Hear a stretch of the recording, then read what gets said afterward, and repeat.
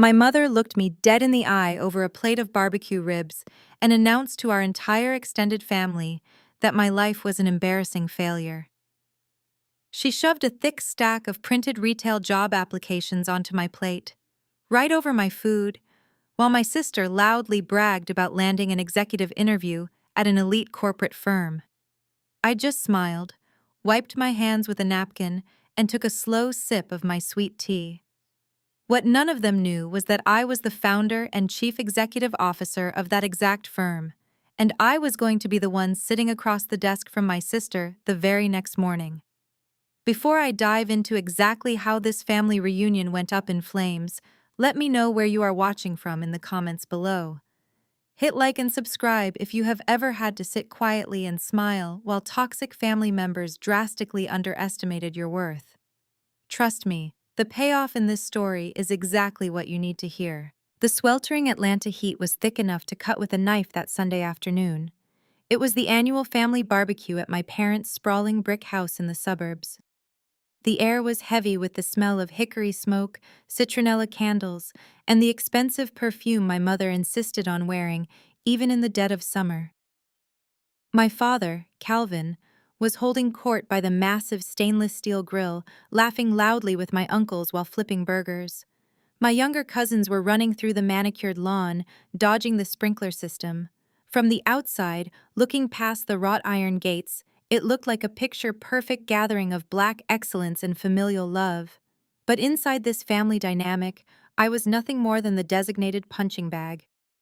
I was sitting on a flimsy patio chair in the shade, quietly enjoying a piece of brisket and some potato salad, entirely minding my own business. I had learned long ago that invisibility was my best defense mechanism in this house.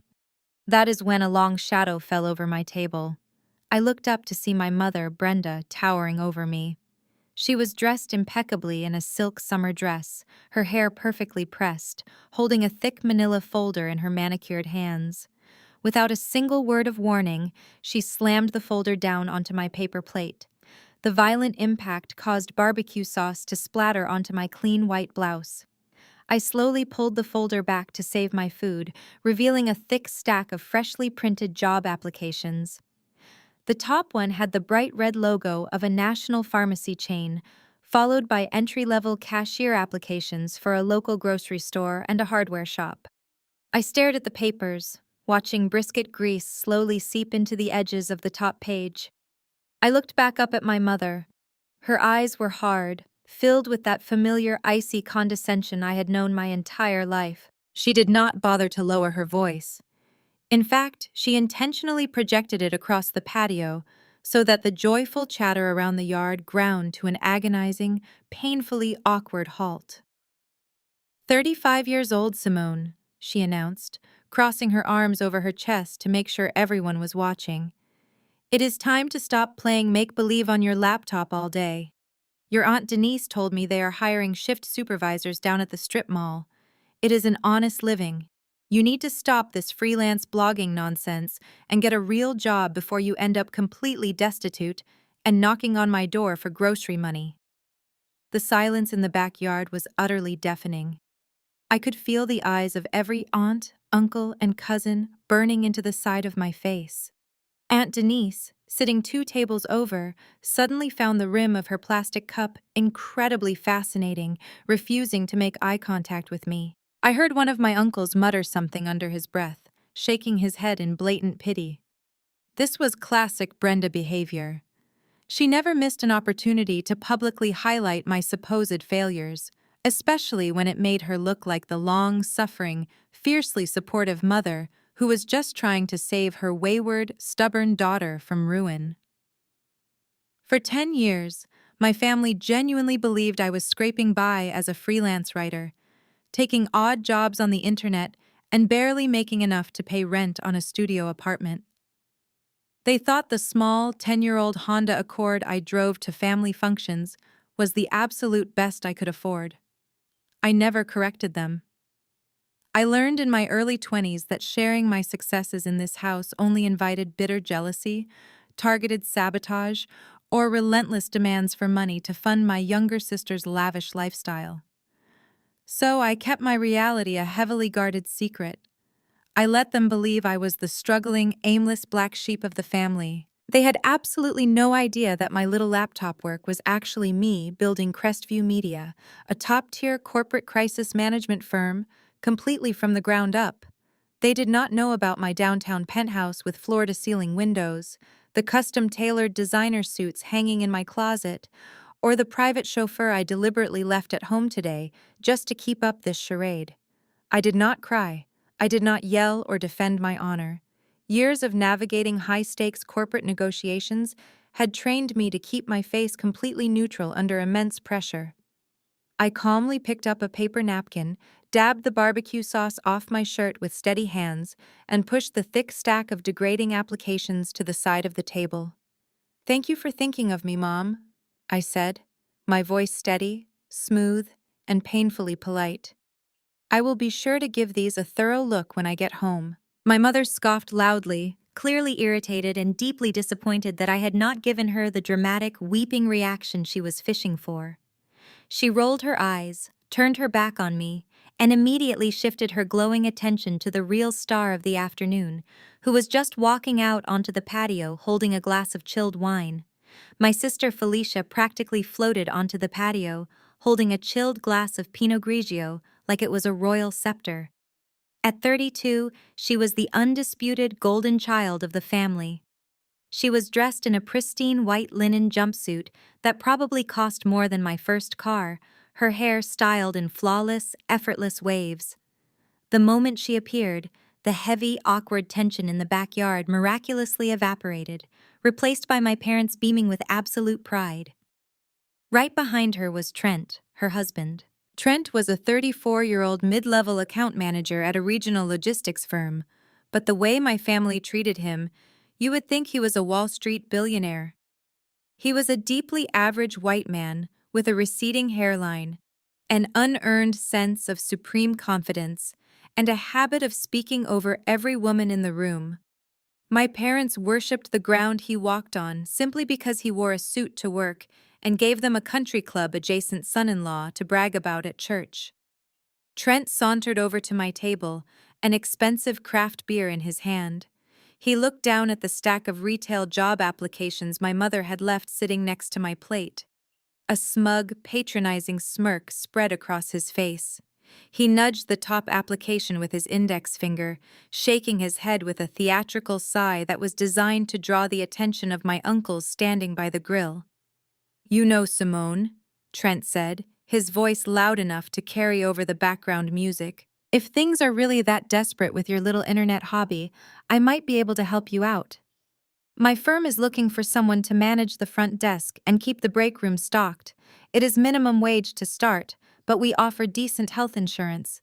It could be good for you to finally learn how a real corporate environment operates." I chewed a piece of brisket slowly, staring at the logo on his designer polo shirt. Trent had been at his firm for 5 years and had been passed over for promotion 3 times. I knew this because I actually handled a crisis management account for his parent company last year, and I had seen the abysmal internal performance reviews his division produced. Yet here he was, standing in my parents' backyard, offering me a job fetching coffee with the arrogance of a Fortune 500 tycoon. Before I could politely decline, Trent leaned in closer, lowering his voice just enough to sound conspiratorial, though still loud enough for my mother to hear. "Let us be honest, Simone," he continued with a careless chuckle. "You do not exactly have the complexion or the pedigree for the boardroom, but my guys down in the warehouse would absolutely love your vibe. You would fit right in with the loading dock crew." A few uncomfortable laughs rippled through the nearby tables. My father Calvin simply nodded from the grill, as if Trent had just delivered a profound piece of career mentorship. Nobody called out the blatant, humiliating microaggression. In this family, Trent was allowed to say whatever he wanted because he was the provider, the success story, the man who had elevated my sister to a life of suburban luxury. I was just the struggling freelancer. My feelings did not warrant protection. Felicia walked over and wrapped her arm around Trent's waist, resting her head on his shoulder. She looked at me with a sickeningly sweet smile that did not quite reach her eyes. "You really should take him up on that, Simone," Felicia chimed in, taking a delicate sip of her wine. There is no shame in starting at the bottom. Not everyone is cut out for high-level executive work. Some people just need simple tasks. Look at me. I have never had to ask for a handout because I put in the actual work to build my network. She paused dramatically, making sure my mother and aunts were paying close attention.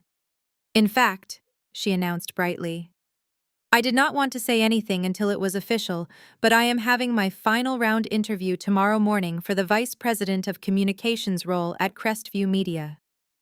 A collective gasp of delight went up from my mother and her sisters. My mother clapped her hands together, practically vibrating with joy. Crestview Media, my mother repeated, making sure the entire yard heard the name. That is the most exclusive firm in the city. Oh, Felicia, I am so incredibly proud of you. Felicia waved her hand dismissively, though she was clearly soaking up the adoration.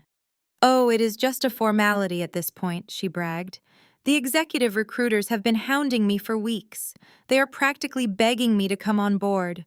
From what I understand, their current management is severely lacking in modern vision, and the CEO specifically requested my portfolio to help turn things around. They need a fresh, sophisticated face for the brand. It is going to be a massive six-figure salary with full stock options. I took a slow, deliberate sip of my sweet tea to hide the corners of my mouth turning upward. It took every ounce of professional restraint I possessed not to burst out laughing right there on the patio. Crestview Media did not lack vision. Crestview Media was a $50 million enterprise that I had built from a single laptop in a cramped studio apartment over the last 10 years. I was the mysterious, visionary CEO she was talking about. I was the one who approved the final candidate list. And I knew for a fact that the only reason her resume had made it past the initial screening was because she had entirely fabricated her last 3 years of work experience. That is wonderful news, Felicia, I said, keeping my voice perfectly flat and supportive.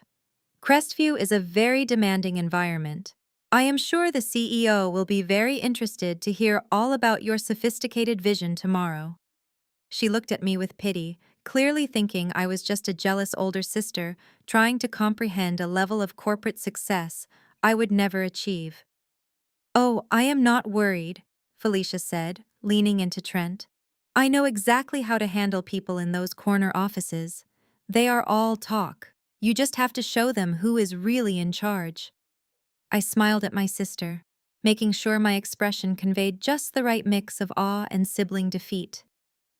You are absolutely right, Felicia, I told her softly. I am sure you will show them exactly who is in charge. I hope the interview brings you everything you deserve. She patted my shoulder condescendingly, her diamond rings catching the late afternoon sun. Thanks, Simone. Keep your head up, okay? The right retail job will come along for you eventually. I nodded, neatly stacking the pile of humiliating job applications my mother had given me and sliding them into my canvas tote bag. I stood up from the flimsy patio chair and announced to the table that I had some looming deadlines for a freelance article and needed to head back to the city. My father gave me a half-hearted wave from the grill without turning around. My aunts murmured polite but strained goodbyes. My mother did not even bother to look up from her conversation with Trent about his upcoming golf trip. She just waved a manicured hand in my general direction, dismissing me entirely. Walking down the driveway felt like shedding a heavy winter coat. The suffocating air of their judgment dissipated with every step I took away from that brick house. I walked past Trent's shiny white BMW, noticing the dealer license plate frame that confirmed it was a lease he could barely afford. He parked it right in the middle of the driveway, forcing everyone else to park on the street. It was a perfect metaphor for his entire existence. Flashy, disruptive, and entirely built on borrowed credit. I reached my 10-year-old Honda Accord parked out on the curb. It was a perfectly maintained, incredibly reliable car that I kept registered and insured specifically for these family visits. My actual daily driver, a sleek black Maybach, was sitting safely in the secure underground parking garage of my downtown penthouse. The Honda was my camouflage. It was the physical embodiment of the lie they needed to believe so I could live my life in peace. I unlocked the door, slid into the driver's seat, and closed the door behind me. The heavy thud of this car door shutting blocked out the faint sounds of laughter drifting from the backyard. I leaned back against the cloth seat, let out a long breath, and finally dropped the facade. The meek, defeated sister vanished. My posture straightened. The soft, accommodating smile faded into a sharp, focused expression. I turned the key in the ignition, and the air conditioning blasted to life, cooling the oppressive Georgia heat. Before I could even put the car in drive, the digital display on my dashboard lit up. An incoming call from Julian, my executive vice president of human resources at Crestview Media, rang through the car's Bluetooth speakers. I tapped the steering wheel to answer. "Good afternoon, Julian," I said, my voice dropping the high-pitched sweetness I used for my family and returning to its natural, authoritative corporate register. "Good afternoon, Simone," Julian replied, his tone brisk and professional. "I apologize for interrupting your Sunday, but I wanted to finalize our schedule for tomorrow morning. We have the final round interview set for the Vice President of Communications role at 9 o'clock. The executive search firm sent over the final candidate profile on Friday, but I know you prefer to review them over the weekend." I pulled out of the neighborhood, the trees casting long shadows across the windshield. "Yes, I saw the file," I told him, navigating the familiar suburban streets toward the highway. Julian cleared his throat slightly. "She looks great on paper. Her name is Felicia, and she has an impressive list of campaigns listed under her previous agency experience. But to be completely honest with you, Simone, something about her references felt a bit manufactured during the preliminary screenings. The recruiters loved her energy, but I wanted your final sign-off before we proceed. Usually, I handle these final executive rounds, but given the scale of the communications overhaul we are planning for the fourth quarter, I wanted to ask if you would prefer to be in the room." I smiled, keeping my eyes on the road as the downtown skyline began to appear in the distance. The irony of the situation was almost too perfect to be real. My sister had spent her entire adult life relying on her looks, her networking charm, and my parents' relentless financial backing to fake her way through the corporate world. Now she was walking right into the belly of the beast, completely unaware that the beast was the sister she had just told to go work at a warehouse.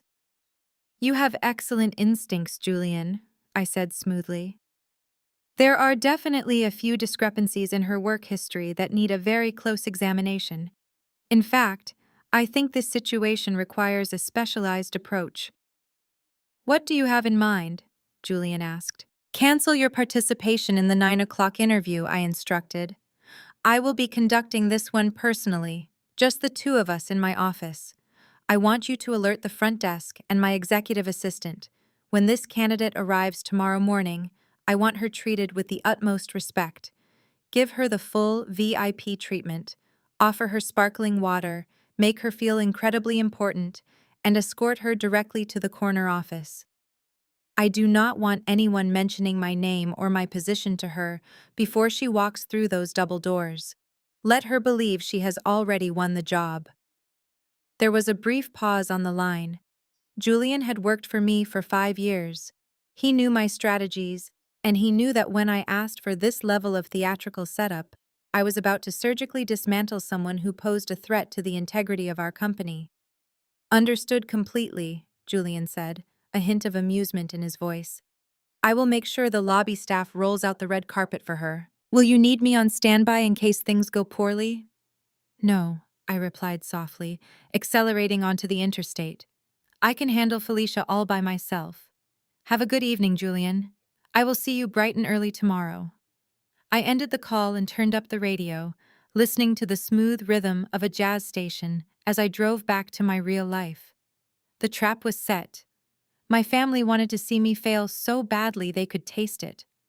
But tomorrow morning, my sister was going to learn a very harsh lesson about the real world. In the boardroom, pedigree and pretty smiles meant absolutely nothing.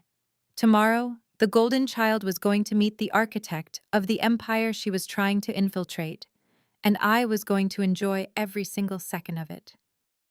Monday morning arrived with the brilliant golden light of the sun pouring through the floor-to-ceiling windows of my downtown penthouse. High above the chaotic rush hour traffic of Atlanta, my world was completely silent, ordered, and entirely under my control. I stood in the center of my massive walk-in closet, a space larger than my parents' entire living room, surrounded by the tangible evidence of my success. Row upon row of designer shoes, perfectly organized racks of silk blouses, and custom-tailored blazers lined the walls. The faint scent of expensive cedar wood and my signature perfume hung in the air. Today was not a day for a standard business casual look. Today required armor. I ran my fingers along the luxurious fabrics before pulling out a stunning, charcoal gray custom suit that cost upward of $4,000. It was a masterpiece of tailoring, designed to project absolute authority, power, and untouchable confidence. I laid it carefully across the velvet island in the center of the closet, admiring the sharp lines and the flawless stitching. I was just reaching for a crisp white silk shirt to pair with it when the sharp, disruptive ring of my personal cell phone shattered the morning peace. I glanced at the screen. It was Brenda. My mother rarely called me this early unless it was an absolute emergency, or more likely, unless she needed something done immediately and did not want to pay a professional to do it. I took a deep breath, letting the cool corporate detachment wash over me, and tapped the answer button, putting her on speakerphone as I continued to select my jewelry. "Simone, you need to get over here right this second," my mother barked. There was no greeting, no asking if I was awake, no inquiry about my well-being. Her voice was tight with frantic, manufactured panic.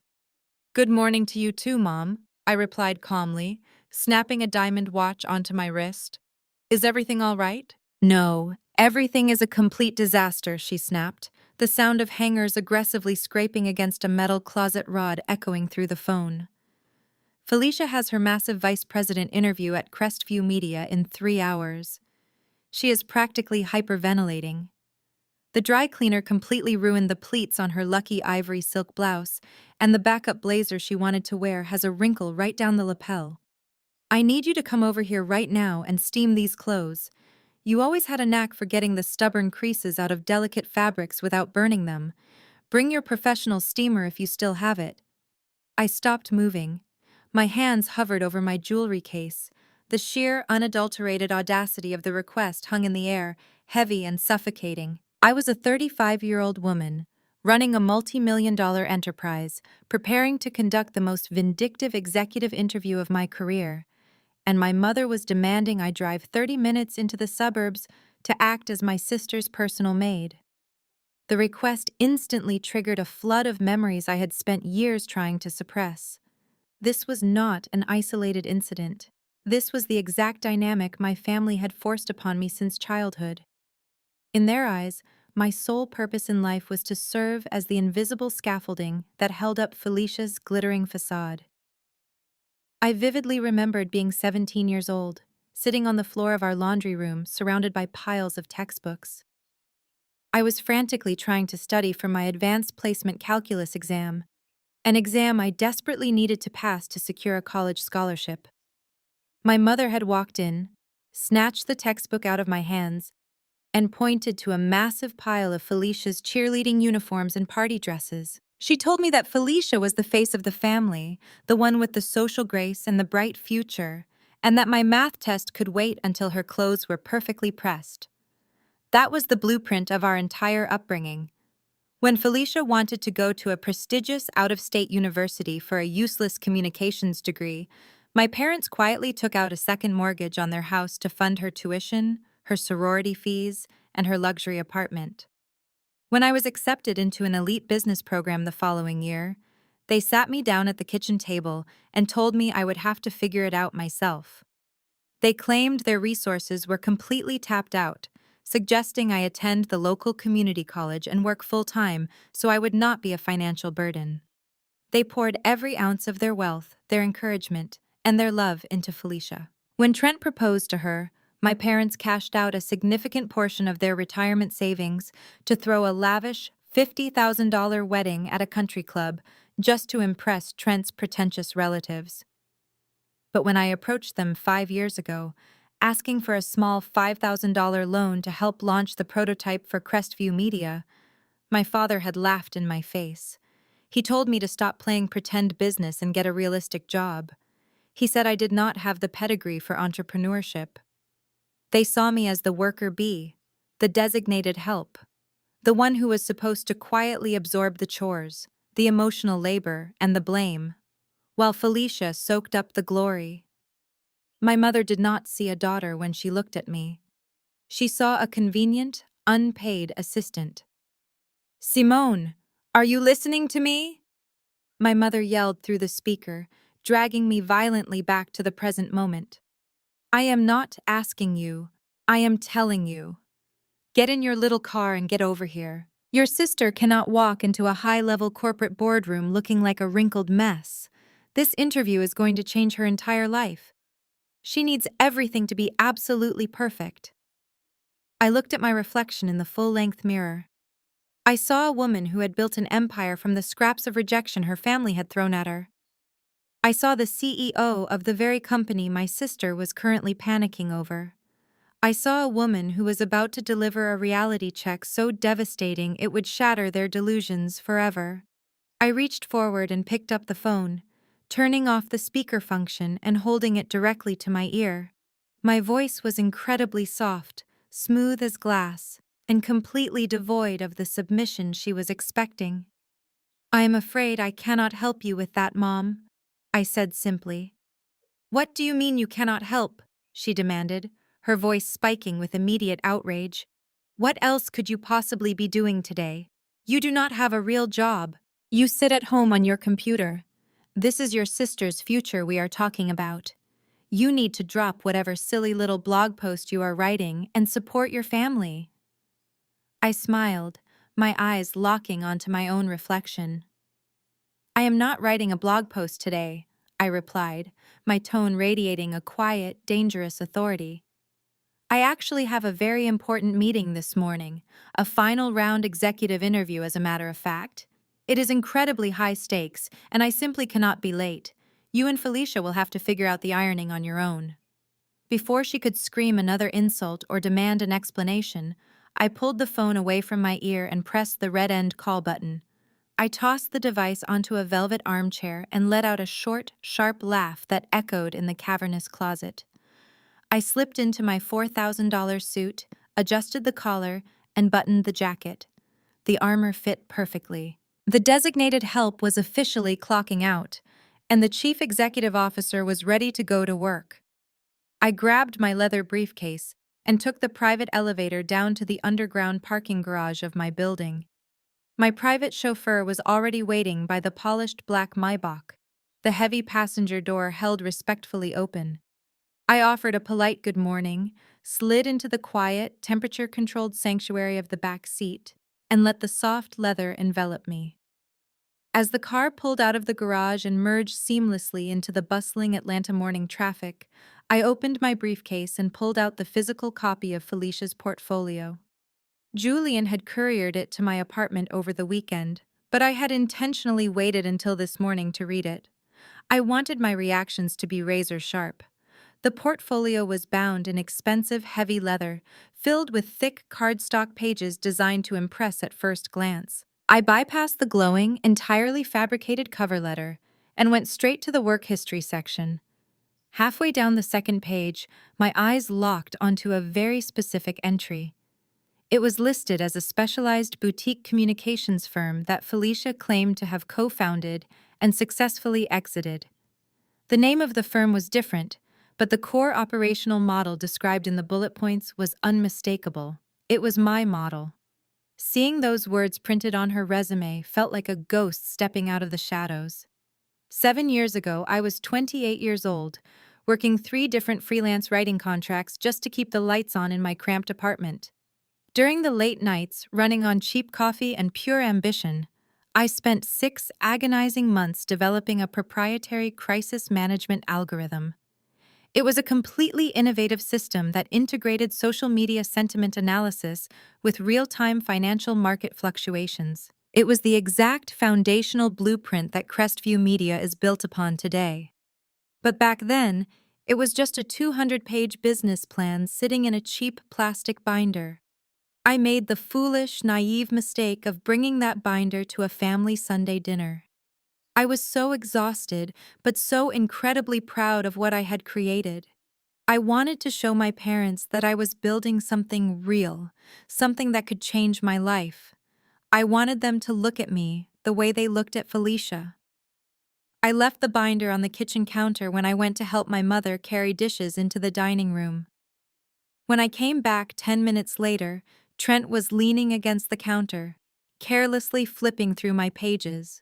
He smirked, handed the binder back to me, and patted my shoulder, commending my cute little computer project before walking away. 4 weeks later, I received a promotional email from an industry newsletter. Trent and Felicia had launched a startup. I clicked the link and my blood ran completely cold. They had used my exact algorithm concept, my proposed operational structure, and even the target client list I had painstakingly researched. They had taken my entire business plan to a bank and secured a massive small business loan using my parents' house as collateral. I drove straight to my parents' house that evening, my hands shaking on the steering wheel, tears of absolute betrayal stinging my eyes. I marched into the living room where they were all celebrating with champagne. When I confronted them and accused Trent of stealing my intellectual property, the room went dead silent. But the reaction I got was not apologies or guilt, it was defensive anger. It was my father, Calvin, who spoke up first. He set his glass down and told me to calm down and stop acting so hysterical. He looked me dead in the eye and said that ideas were a dime a dozen, but execution was what actually mattered in the real world. My mother, Brenda, immediately chimed in to back him up. She adjusted her expensive necklace and stated that Trent was a real businessman with a corporate background and a degree to match, while I was just a girl who played around on the internet. They stood there in their beautiful suburban living room and completely gaslit me. They actually convinced themselves, and tried to convince me, that Trent was doing the family a massive favor. In their twisted logic, he had taken my unpolished, unrealistic concept and put it into the hands of a capable man who could actually make it profitable. My mother even had the audacity to tell me that I should be grateful I could contribute to my sister's future financial security.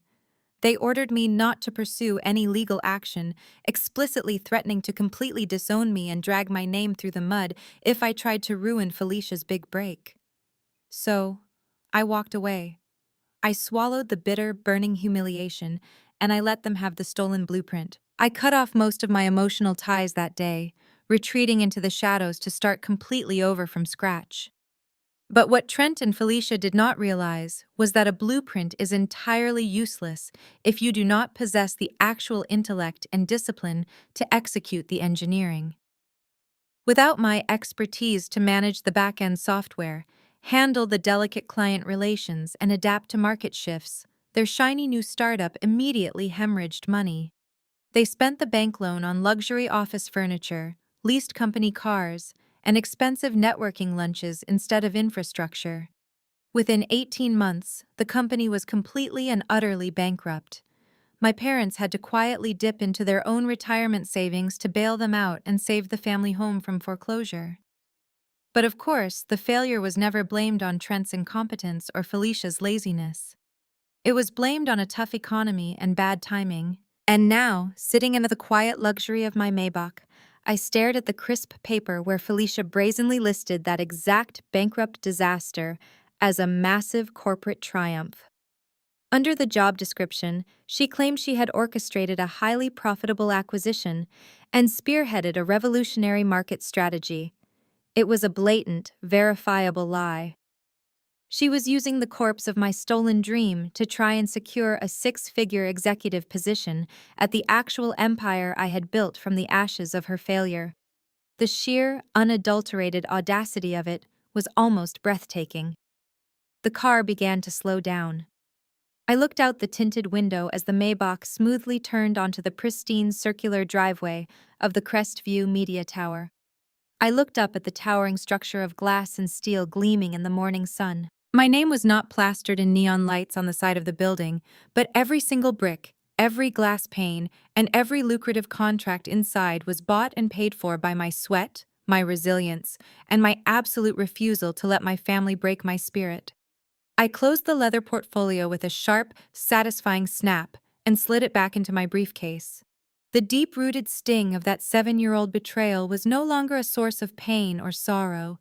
It had crystallized into cold, hard fuel for today's reckoning. As my chauffeur opened the door and the chaotic noise of the city rushed in to meet me, I stepped out onto the pavement with a perfectly calm, predatory smile. The trap I had set for my sister was not just justified. It was a long overdue balancing of the scales. The private elevator doors slid open on the 50th floor, revealing the pristine, ultra-modern corridors of Crestview Media. The transition from the chaotic Atlanta traffic to the absolute quiet of my corporate domain was always my favorite part of the morning. The floors were polished Italian marble, the lighting was deliberately soft and architectural, and the air hummed with high-stakes productivity. This was my kingdom. Every single detail, from the minimalist glass partitions to the expensive contemporary art on the walls, was a testament to the empire I had built with my own 2 hands. My executive assistant, Maya, was already waiting for me by my office door. She held a steaming cup of my preferred black coffee and a digital tablet containing the morning briefing. Maya was brilliant, intensely loyal, and she knew every single operational secret of this company. "Good morning, Simone," she said softly, handing me the coffee. "Good morning, Maya," I replied, taking a slow sip. "Our 9 o'clock candidate is going to require a very specific, highly unusual protocol today. I want you to go down to the main lobby and coordinate directly with the front desk security team. When Felicia arrives, I want her treated like the absolute most important person to ever walk through those revolving doors." Maya tilted her head slightly, her professional demeanor masking a flicker of curiosity. "Of course. How far should we take the VIP treatment?" "All the way," I told her, my voice completely serious. "Offer her the imported sparkling water on a silver tray. Compliment her outfit the moment she walks up. Tell her that the entire executive board has been eagerly anticipating her arrival all week. I want you to feed her ego until it is completely bursting at the seams. But listen to me very carefully, Maya. Under no circumstances is anyone allowed to mention my name. She is here to see the founder and chief executive officer, nothing more." Maya smiled, a sharp and knowing glint appearing in her eyes. She had managed my schedule long enough to know that when I orchestrated this level of theatrical setup, a brutal reckoning was about to happen. "I will make sure the red carpet is spotless," she promised before turning on her heel and heading toward the elevators. I walked into my corner office and pulled the heavy oak double doors shut behind me. The room was massive, bathed in natural light from the floor-to-ceiling windows that offered a panoramic view of the downtown skyline. I set my leather briefcase down on the mahogany desk, walked over to the side console, and pressed a silver button. A large, high-definition monitor mounted on the far wall instantly flickered to life. The screen displayed a grid of live feeds from the security cameras positioned throughout the building. I sat back in my high-backed leather chair and watched the monitors like a hawk circling its prey. At exactly 45 minutes past 8, Felicia walked through the revolving glass doors on the ground floor. Even through a silent, grainy security feed, her sheer arrogance was practically vibrating off the screen. She was wearing the ivory silk blouse my mother had been frantically stressing over just an hour ago, paired with a tailored pencil skirt and ridiculously high designer heels. She walked into the lobby with a heavy, entitled strut, demanding that every single person in the room stop what they were doing and look at her. She headed straight for the complimentary espresso bar located in the corner of the lobby. I watched in cold fascination as she aggressively snapped her manicured fingers to get the attention of the young barista, completely ignoring the line of actual corporate professionals waiting patiently for their morning coffee. The barista quickly handed her a cup. Felicia actually rolled her eyes, pointing sharply at the rim of the cup as if the foam was prepared incorrectly. She snatched the drink and walked away without leaving a tip or saying thank you. She then marched directly over to the main reception desk. Our head receptionist, David, stood up to greet her with a warm and highly trained professional smile. Maya was standing right next to him, perfectly executing my instructions. I could not hear the audio from the lobby, but I could read my sister's body language perfectly. Felicia tossed her expensive designer handbag onto the polished marble counter, leaned forward, and started talking down to them, as if they were incompetent servants working at a fast food drive-thru. David gracefully handed her a glass bottle of sparkling water on a small silver platter. Maya stepped forward, clearly delivering the glowing compliment I had requested, because Felicia's posture immediately changed. Her chest puffed out, her chin lifted, and supreme self-satisfaction washed over her face. She gave Maya a condescending little wave, the exact kind of wave a queen gives to a loyal peasant. My staff was performing flawlessly. They were inflating her delusion of absolute victory to a catastrophic level. Maya stepped out from behind the desk and gestured toward the private executive elevators.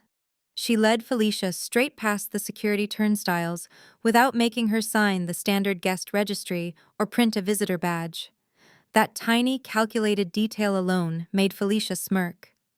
She genuinely believed she was bypassing the corporate rules because she was simply too important for them. She thought she already owned the building. The camera feed automatically switched to the 50th floor corridor. The elevator doors slid open, and Maya stepped out, gesturing politely for Felicia to follow her down the hall. Felicia walked down the executive corridor slowly, looking at the sleek glass offices and the expensive decor, with a greedy, predatory gleam in her eye. I could see the gears turning in her head. She was already mentally redecorating the place. She was already calculating how much power she was going to wield over the people who had actually sacrificed their blood and sweat to build this company. Maya stopped walking when they reached the end of the hallway. She stood in front of the heavy, solid oak double doors of my office. She turned to Felicia, offered one final deferential smile, and politely gestured toward the brass handles. Maya did not open the doors for her. She simply stepped back into the hallway, allowing Felicia to make the grand, dramatic entrance she so desperately craved. I watched the monitor as Felicia took a deep breath. She adjusted the collar of her lucky ivory blouse, smoothed down her skirt, and plastered on her perfectly rehearsed winning corporate smile. She was completely ready to conquer the room. She was entirely ready to claim the massive salary and the executive title she felt she fundamentally deserved just for existing. I reached forward and pressed the silver button on my console. The security monitors instantly faded to black. I stood up from my chair, smoothed the lapels of my dark gray custom suit, and walked around to the front of my desk. I grabbed the back of my heavy leather chair and slowly spun it around so that it was facing the floor-to-ceiling windows, completely obscuring whoever was sitting in it from the doorway. I sat down in the chair, my back facing the door, looking out over the sprawling city that I had conquered. I crossed my legs, rested my hands in my lap, and waited in the absolute pin-drop silence of the corner office. 5 seconds later, the heavy brass handles turned, and the oak doors clicked open. The heavy oak doors clicked shut behind her with a solid and definitive thud.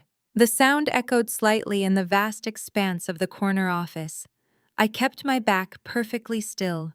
I listened to the sharp, confident click of Felicia's designer heels striking the polished hardwood floor as she made her way across the room. I could hear the rustle of her silk blouse and the soft thud of her expensive leather handbag being placed onto one of the guest chairs. She was making herself completely at home before she had even introduced herself. "Good morning," Felicia began. Her voice was dripping with that rehearsed, overly polished charm she saved exclusively for people she believed could elevate her social status. It is an absolute pleasure to finally meet you. I have to say, your team in the lobby was absolutely delightful.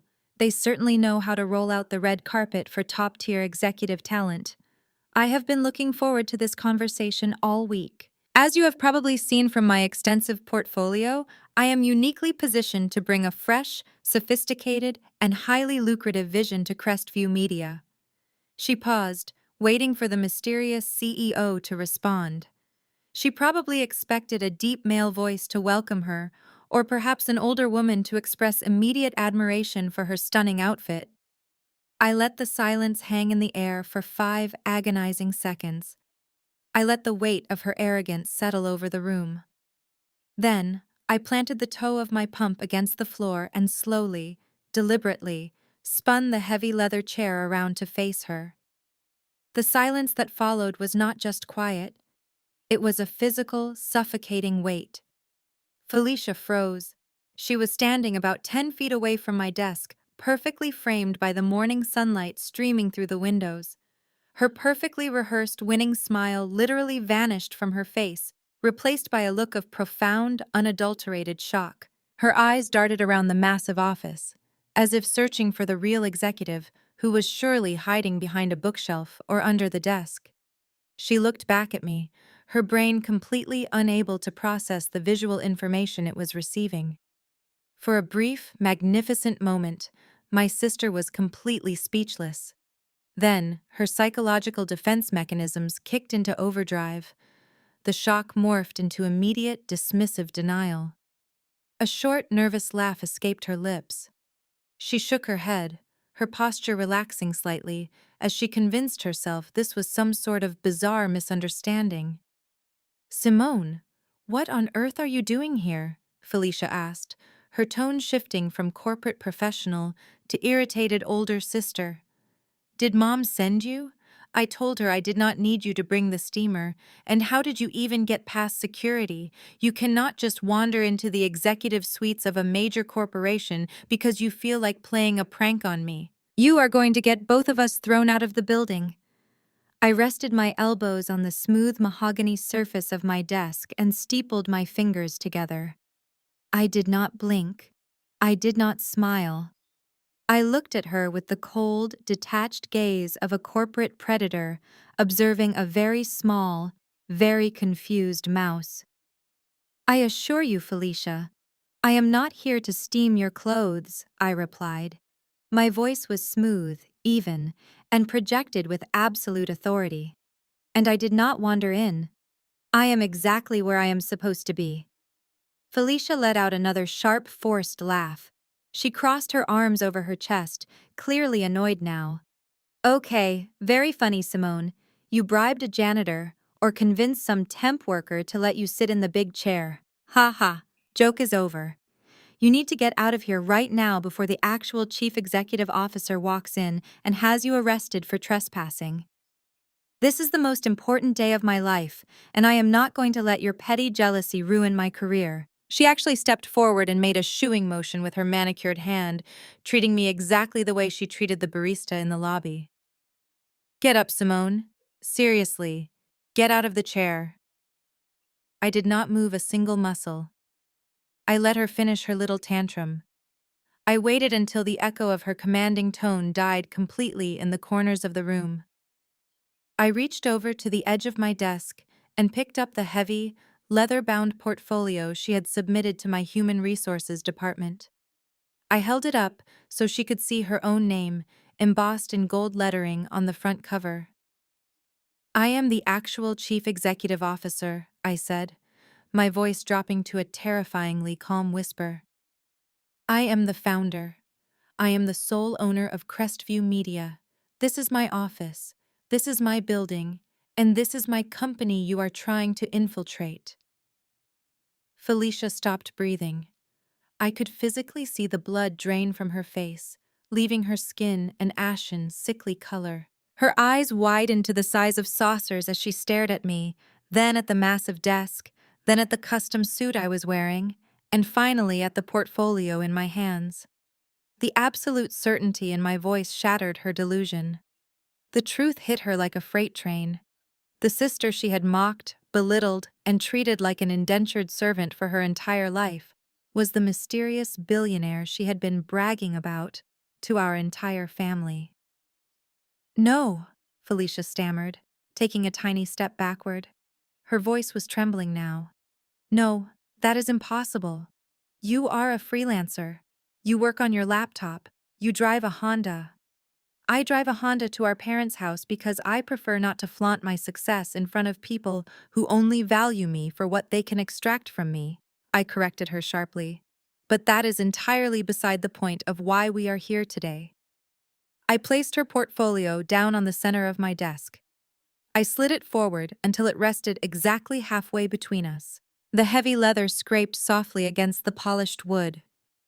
"You came here today seeking a vice president position," I continued, stripping every ounce of sisterly familiarity from my tone. "You claimed you were uniquely positioned to bring a fresh, sophisticated vision to my company. You demanded an audience with the top of the food chain, and now you have it." I gestured gracefully toward the plush leather guest chair positioned directly in front of my desk. "So, take a seat, Felicia," I commanded. "We have a lot to discuss regarding your qualifications." Felicia's legs seemed to completely give out beneath her. She practically collapsed into the plush leather guest chair, her designer handbag slipping from her grasp and tumbling onto the floor. She did not even try to pick it up. Her eyes remained locked on my face, searching for any sign of a punchline, any indication that this was still an elaborate trick. But there was no punchline. There was only the cold, polished mahogany of my desk and the heavy reality of the room. I reached out and slowly opened the thick leather cover of her portfolio. The crisp, heavy cardstock pages turned with a sharp rustling sound that seemed amplified in the quiet office. "Let us begin with your most recent professional endeavor," I said smoothly, my eyes scanning the second page. "You have listed yourself as the Senior Director of Outreach for the Horizon Project. Under your key achievements, you claim to have spearheaded a digital marketing initiative that resulted in a 30% increase in quarter-over-quarter market share. You also state that you personally managed a budget of $2.5 million. Felicia swallowed hard. Her throat bobbed. "Yes," she managed to croak out, her voice barely above a whisper. "It was a very successful campaign. We utilized a highly dynamic paradigm shift to engage core demographics." I did not look up from the page. I simply reached over to my console and pressed a button. The large, high-definition monitor on the wall behind me flared to life. I typed a few rapid keystrokes on my laptop, casting a highly detailed corporate financial breakdown onto the big screen. "That is fascinating," I replied, keeping my tone perfectly conversational.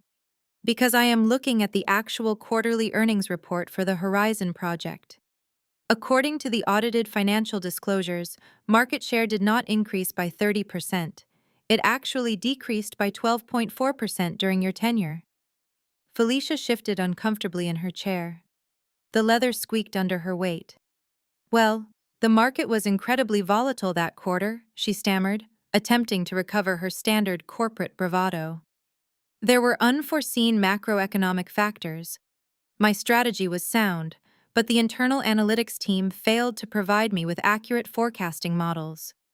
It was an institutional failure, not a leadership one." I finally looked up from the portfolio. I locked eyes with her, letting a thin, chilling smile touch my lips. "Crestview Media was the external analytics team on that project, Felicia," I stated quietly. Her jaw physically dropped. "Horizon contracted us to run crisis mitigation after your dynamic paradigm shift resulted in a massive public relations disaster," I continued, my voice gaining a sharp, clinical edge. "I read the internal audit myself. You did not manage a $2.5 million budget. You attended exactly 3 Zoom meetings over a 6-month period. You contributed 0 actionable metrics. Instead, you outsourced the entire creative package to an underfunded junior agency, took credit for their initial mock-ups, and then blamed them when the launch failed entirely." I turned the page of her resume, the sound slicing through the heavy silence. Felicia was staring at me with wide, panicked eyes. The color was entirely gone from her face. But let us move on to something closer to home, I said, tapping my manicured fingernail against the center of the third page. Here we have the boutique communications firm you claim to have co-founded, the one you stated was acquired in a highly profitable corporate buyout. Felicia gripped the armrests of her chair. Her knuckles were turning stark white. "Simone, stop," she whispered. "You do not have to do this." "Oh, but I do," I replied smoothly. "We are conducting a professional interview for a senior executive position. We must be thorough." I leaned forward, resting my arms on the desk. "Tell me, Felicia, when you claim this venture was a profitable acquisition, how exactly are you calculating your EBITDA margins? Furthermore, considering your stated customer acquisition cost, how did you manage to justify the valuation multiples to the acquiring board?" It was a highly technical, advanced financial trap. A real corporate executive would have answered it in 5 seconds. Felicia just stared at me blankly. Her mouth opened and closed like a fish suffocating on dry land. "It was a holistic approach," she finally blurted out, her voice rising in pitch. "We leveraged synergistic relationships across multiple platforms to drive organic growth." I let out a short, hollow laugh. "Organic growth," I repeated. I typed another command into my laptop. The large monitor shifted, displaying a publicly accessible federal bankruptcy filing. The name of her and Trent's failed company was highlighted in bright yellow at the top of the document. "You filed for Chapter 11. Bankruptcy, 18 months after opening your doors," I read directly from the screen. "You defaulted on a massive small business loan. You liquidated your office furniture to pay off vendor debts.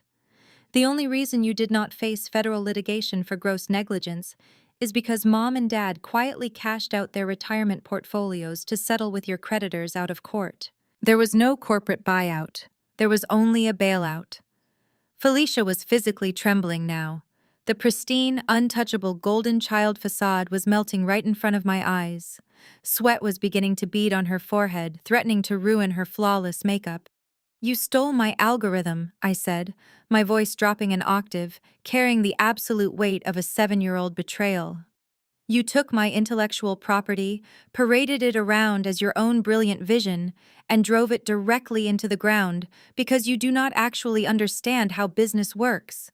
You do not know how to build anything. You only know how to consume." "That is not true," Felicia cried out defensively, though her voice lacked any real conviction. "Trent handled the finances. I was the creative director. I brought in the clients. I built the network." "You built nothing," I corrected her sharply, slamming the portfolio shut. The loud crack made her flinch violently in her chair. I did not raise my voice, but the absolute authority in my tone filled every corner of the room. I looked at her, stripping away all the polite corporate speak, laying the ugly truth bare between us. "Every single bullet point on this resume is a manufactured lie," I told her. "You are a nepotism hire who has faked her way through her entire career on the back of our parents' bank accounts and Trent's mediocre connections. You use buzzwords to mask your complete lack of fundamental knowledge. You demand executive salaries while contributing entry-level effort. You expect the world to hand you a corner office simply because you bought an expensive silk blouse and learned how to smile at the right people at country club dinners." I leaned back in my chair, folding my hands together. "Crestview Media handles crisis management for global conglomerates," I stated coldly. "We navigate multi-billion-dollar mergers. We dissect complex financial disasters and rebuild corporate reputations from scratch. The people who work in this building are brilliant, relentless, and possessing of absolute integrity. You do not possess a single one of those qualities. You would not last 48 hours in my junior mailroom, let alone as my vice president of communications." Felicia stared at me, her chest heaving as she took short, panicked breaths. The devastating reality of the situation had finally crushed her entirely. She was trapped in a room with the one person on earth who could see right through her perfectly constructed illusions. She could not charm her way out of this. She could not call our mother to rescue her. She was entirely at my mercy, and I had just analytically dismantled her entire existence. The heavy silence in the office shattered the moment Felicia's brain simply short-circuited. The calculated corporate professional vanished entirely, replaced in an instant by the spoiled, entitled teenager I had grown up with. She shot up from the plush leather guest chair so fast that it tipped backward, crashing violently onto the polished hardwood floor. Her designer handbag was kicked aside, spilling expensive lipstick and a compact mirror across the rug. "You are a liar!" she screamed, her voice cracking into a shrill, hysterical pitch that violently echoed off the floor-to-ceiling glass walls. "You set this up! You broke into this office just to humiliate me because you have always been deeply obsessed with me and fiercely jealous of my success." I remained perfectly seated behind my mahogany desk, my hands resting calmly on the armrests of my chair. I did not flinch. I did not raise my voice to match hers. I simply watched her completely unravel. The flawless makeup she had painstakingly applied that morning was now smeared with sweat. The lucky ivory silk blouse our mother had fretted over was clinging awkwardly to her shaking frame. She looked absolutely unhinged. "I am calling the police!" Felicia shrieked, frantically digging through her spilled belongings on the floor to find her phone. She snatched it up, her hands trembling so violently she could barely unlock the screen. "I am calling building security right now. You are going to be arrested for trespassing. You are going to go to jail for corporate espionage. When the real management finds out you broke into their executive suite, they are going to bury you." She held the phone up like a weapon, breathing heavily, waiting for me to panic. She wanted me to beg her not to make the call. She wanted the power dynamic to shift back to the way it had always been in our childhood home, where her tantrums dictated the outcome of every situation. I slowly reached forward and pulled a heavy, solid gold fountain pen from the decorative holder on my desk. I uncapped it with a soft click. "Go ahead and make the call, Felicia," I said, my tone as cool and indifferent as a winter breeze. "Dial the front desk. Ask them to send the head of security up to the 50th floor to remove an intruder. I am sure they will be fascinated to hear your assessment of the situation." She hesitated. Her thumb hovered over the keypad. The absolute lack of fear in my eyes made her completely freeze. The terrible, crushing reality of the situation was fighting its way through her denial again. When she did not press the screen, she immediately pivoted to her ultimate safety net. Her voice took on a menacing, venomous edge. "I am calling Mom and Dad. I am going to tell them exactly what you did today. Mom is going to absolutely ruin you for this, Simone. They will disown you. They will take back the car you drive. You will have nothing." I could not help but smile. It was a cold, pitying smile. "That is the fundamental difference between us, Felicia," I told her softly. "You still think Mom and Dad have any power over my life. You still operate under the delusion that their approval pays my mortgage.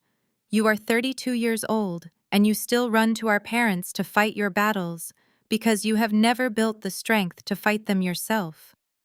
But this is the real world. Mom cannot bail you out of a boardroom." I reached out and pressed a silver button on my console twice. Less than 10 seconds later, the heavy oak double doors swung open. Two imposing security guards stepped into the office.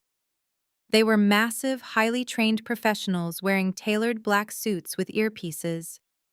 They immediately flanked the doorway, their eyes scanning the room to assess the threat. Felicia spun around, her face lighting up with a desperate, triumphant grin. Finally, she gasped, pointing a shaking finger directly at my face. "Arrest her! Grab her right now!" This woman broke into the building. She is a fraud. She is a pathetic freelance writer who is sitting in the chief executive officer's chair.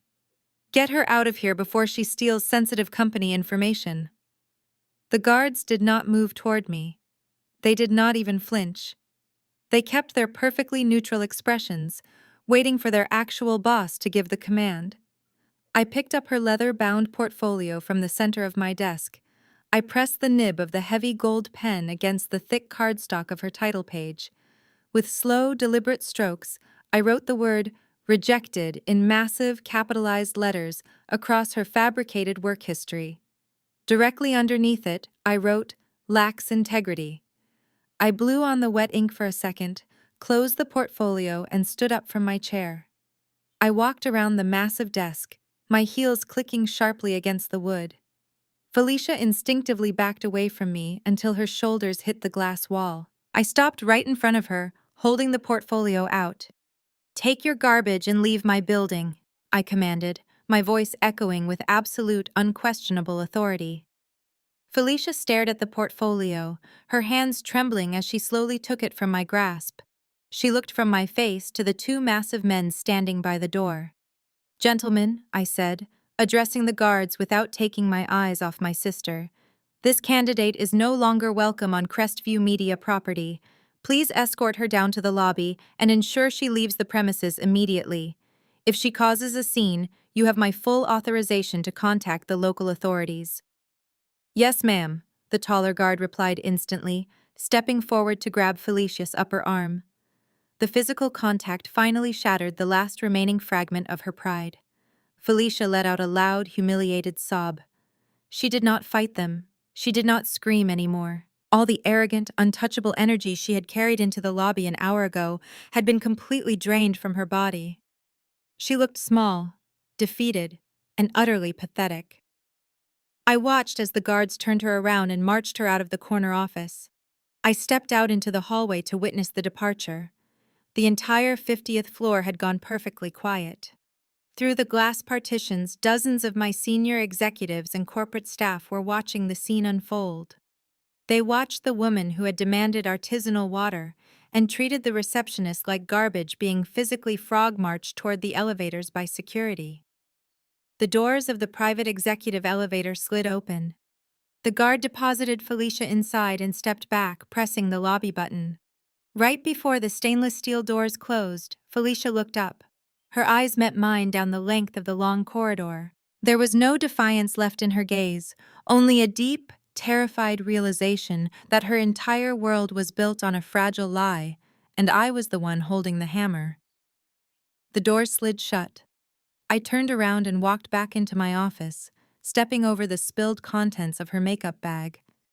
I asked Maya to send a cleaning crew in to pick up the mess, then instructed her to hold all my calls for the next hour. I sat back down in my high-backed leather chair, turned to face the floor-to-ceiling windows, and poured myself a glass of sparkling water from the side console. The adrenaline of the confrontation slowly faded, replaced by a profound, chilling sense of satisfaction. The trap had been flawlessly executed. The golden child had been fully exposed. But I knew my family. I knew the silence would not last long. Felicia was currently in the back of an Uber, crying hysterically and dialing our parents' house. The storm was coming, but for the first time in my entire life, I was holding all the lightning. I poured myself a glass of sparkling water from the crystal decanter on my side console. The ice clinked softly against the glass. The adrenaline that had been surging through my veins for the past hour began to slowly fade, leaving behind a deep, resonant sense of cold satisfaction. I walked over to the floor-to-ceiling windows and looked out over the sprawling Atlanta skyline. The city was moving at its usual frantic pace, entirely unaware of the monumental shift that had just occurred inside my corner office. For the first time in 35 years, I had not just stood my ground against my family. I had completely leveled it. I took a slow sip of the cold water, enjoying the absolute quiet of the 50th floor. But my peace was destined to be short-lived. Exactly 30 minutes after the security guards had escorted my sister into the elevator, my personal cell phone began to vibrate aggressively against the polished mahogany of my desk. I did not need to look at the caller ID to know who it was. The golden child had run straight to her protectors. I set my glass down, walked back to my desk, and picked up the phone. It was my father, Calvin. I swiped the screen to answer and brought the phone to my ear. "Hello, Dad?" I said, my voice perfectly neutral. "Do not you dare hello dad me!" Calvin roared through the speaker. His voice was trembling with a level of rage I had rarely heard from him. The sheer volume forced me to pull the phone an inch away from my ear. "Where are you right now?" "I am at work," I replied simply. "You are a pathological liar, Simone," he shouted, his breathing heavy and erratic. Felicia just walked through our front door completely hysterical. She could barely speak. "She told us exactly what you did today. I cannot even fathom the level of psychotic jealousy it takes to break into a corporate building, impersonate an executive, and have your own sister physically assaulted by security guards just to ruin her career." I closed my eyes for a brief second, marveling at the absolute absurdity of Felicia's narrative. She could not accept the reality that I was the chief executive officer, so she had actually convinced herself and our parents that I was a rogue trespasser playing an elaborate, illegal prank. It was a stunning display of cognitive dissonance. "Nobody was assaulted, Dad," I said calmly. "She was asked to leave a private office." "Shut your mouth," Calvin snapped. "You have gone entirely too far this time. You think this is a joke? You think you can just wander into Crestview Media and play make-believe? Well, your little stunt is about to have severe legal consequences. Trent just got off the phone with the actual management at Crestview." I paused, my eyebrows raising slightly. This was a fascinating new development. "Trent called the management?" I asked, intentionally injecting a note of feigned concern into my voice. "That is right," my father said, his tone dripping with vindictive triumph. "You forgot that Trent is a real businessman with high-level corporate connections. He knows the people who actually run that firm. He called his contacts the second Felicia told him what you did. They are currently pulling the security footage to identify you. Trent made sure they know exactly who you are and that our family does not support your criminal behavior. You are in deep trouble, little girl. They are preparing to press federal charges for corporate espionage and trespassing." I pressed my lips together to keep from laughing out loud. Trent did not know anyone at my company. He certainly did not know the management, because the management reported directly to me. Trent had likely called a generic customer service hotline, or perhaps he was just flat out lying to my parents to make himself look like the powerful, connected savior of the family. He was bluffing, and my father was eating it up like gospel. "Is that so?" I murmured. "You need to get to our house right now," Calvin ordered, his voice leaving absolutely no room for debate. "Trent took the afternoon off work. Your mother is sick to her stomach. We are having a family meeting this instant to decide how we are going to handle this disaster. We are giving you one chance to come here, look your sister in the eye, and explain your psychotic behavior before Trent tells his contacts to send the police to your apartment. Get in your car and get over here now." He did not wait for a response. The line went completely dead. I lowered the phone and stared at the darkened screen. They genuinely believed they had the upper hand. They thought they had cornered the black sheep, caught me in a massive lie, and were preparing to deliver the ultimate punishment. The entire family had assembled to act as judge, jury, and executioners, with Trent playing the role of the star witness. It was the perfect trap, designed to force me back into submission. But they had no idea who they had summoned. I placed my phone into my leather briefcase and snapped it shut. I walked over to the mahogany coat rack in the corner of my office and pulled down my tailored designer trench coat. I slipped it on, adjusting the belt with precise, deliberate movements. The armor was still fully intact. I walked out of the corner office and stopped at Maya's desk. She looked up, her expression a perfect mask of professional readiness. "Maya," I said, my voice projecting clearly across the quiet executive floor. "I have a sudden family matter that requires my immediate personal attention. I will be out of the office for the remainder of the afternoon. Please cancel my 2 o'clock strategy meeting and have Julian forward the final quarterly reports to my secure email." "Of course, Simone," Maya replied, her fingers already flying across her keyboard to adjust my schedule. Is everything all right? Everything is perfectly fine, I assured her with a sharp, predatory smile. In fact, things are exactly as they should be. I did not call my chauffeur this time. A family reckoning required a more personal touch. I took the private elevator down to the underground parking garage and walked past the polished black Maybach. I went straight to the designated VIP guest spot, where I kept my old, reliable Honda Accord parked for precisely these occasions. I unlocked the door, tossed my briefcase onto the passenger seat, and started the engine. As I drove out of the secure garage and merged into the heavy afternoon traffic heading toward the suburbs, I felt a deep, calming sense of clarity. For 35 years, I had dreaded the drive to that brick colonial house. I had spent my entire life walking through their front door with my shoulders hunched, bracing myself for the inevitable barrage of criticism and condescension. But not today. Today, I was not the struggling freelancer begging for their approval. I was the architect of their impending ruin. Trent wanted to play corporate titan, Felicia wanted to play the innocent victim, and my parents wanted to play the righteous judges. I was going to let them set their stage, deliver their lines, and bask in their false sense of superiority. And then, I was going to burn their entire theater to the ground. I turned up the radio and pressed my foot down on the accelerator.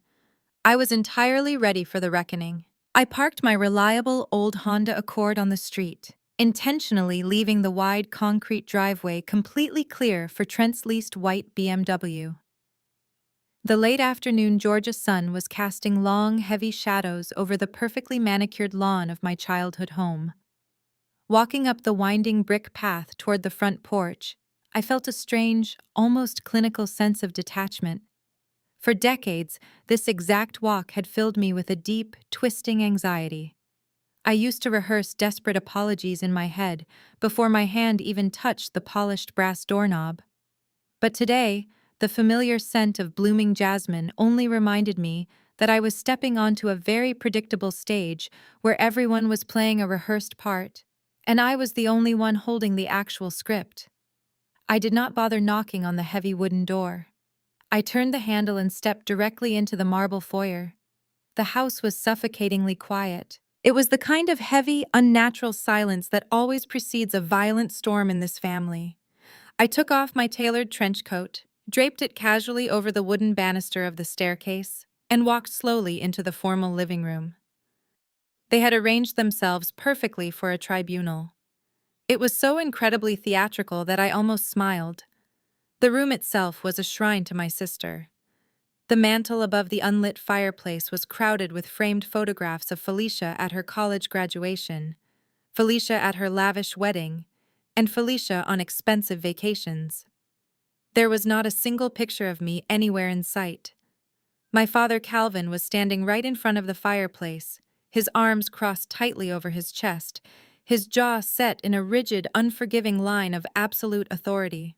Trent was leaning against the back of a floral armchair, positioning himself like a loyal, intimidating bodyguard ready to defend his fragile wife. My mother Brenda was perched nervously on the edge of the velvet sofa, a box of expensive tissues resting in her lap. And right in the center of the room, curled up on the plush cushions like a wounded, traumatized child, was Felicia. If they gave out industry awards for weaponizing tears, my sister would have easily swept every single category. Her performance was an absolute masterclass in calculated victimhood. Her eyes were red and puffy, and her expensive makeup was intentionally left smeared down her cheeks to highlight her supposed trauma. She clutched a crumpled tissue in her shaking hands, taking shallow, ragged breaths that sounded incredibly painful. The moment my shoes clicked against the hardwood floor, she let out a dramatic, terrified gasp and pressed her face directly into my mother's shoulder. Brenda immediately wrapped her arms around Felicia, glaring at me with a look of pure, unadulterated hatred. "Look at what you did!" my mother snarled, her voice vibrating with intense venom. "Look at your sister. You are an absolute monster, Simone. You are a deeply disturbed, fiercely jealous sociopath." I walked further into the room and chose to stand perfectly still in the exact center of the oriental rug. I did not sit down on the available chair. I did not offer a frantic, defensive explanation. I simply looked down at Felicia and waited for her to deliver the monumental lie she had clearly constructed during her panicked car ride home. "Tell her what you told us," Calvin demanded, his voice booming aggressively across the living room. "Tell her exactly what she did so she cannot even try to deny it to our faces." Felicia slowly lifted her head from our mother's shoulder. She looked at me, her eyes brimming with fresh, well-timed tears, and launched into a complete fabrication that was so boldly detached from reality it was almost impressive to witness. She claimed that when she arrived at the Crestview Media Tower, the receptionist told her that the chief executive officer was running a few minutes late. She said she was waiting patiently in the executive hallway when I suddenly appeared out of nowhere, dressed in a ridiculously expensive suit that I must have bought with high-interest credit cards just to mock her success. According to Felicia, I had somehow managed to sneak past the building security, bypassed the executive assistants, and ambushed her inside an empty office before the real management even arrived on the floor.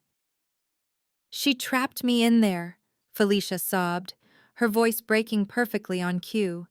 "She started screaming at me, calling me entirely worthless, telling me that I was a fake and a complete fraud. She told me she had spent months stalking the Crestview executives online just to learn their daily schedules, so she could sneak in and sabotage my interview. When I tried to leave the room, she physically blocked the door."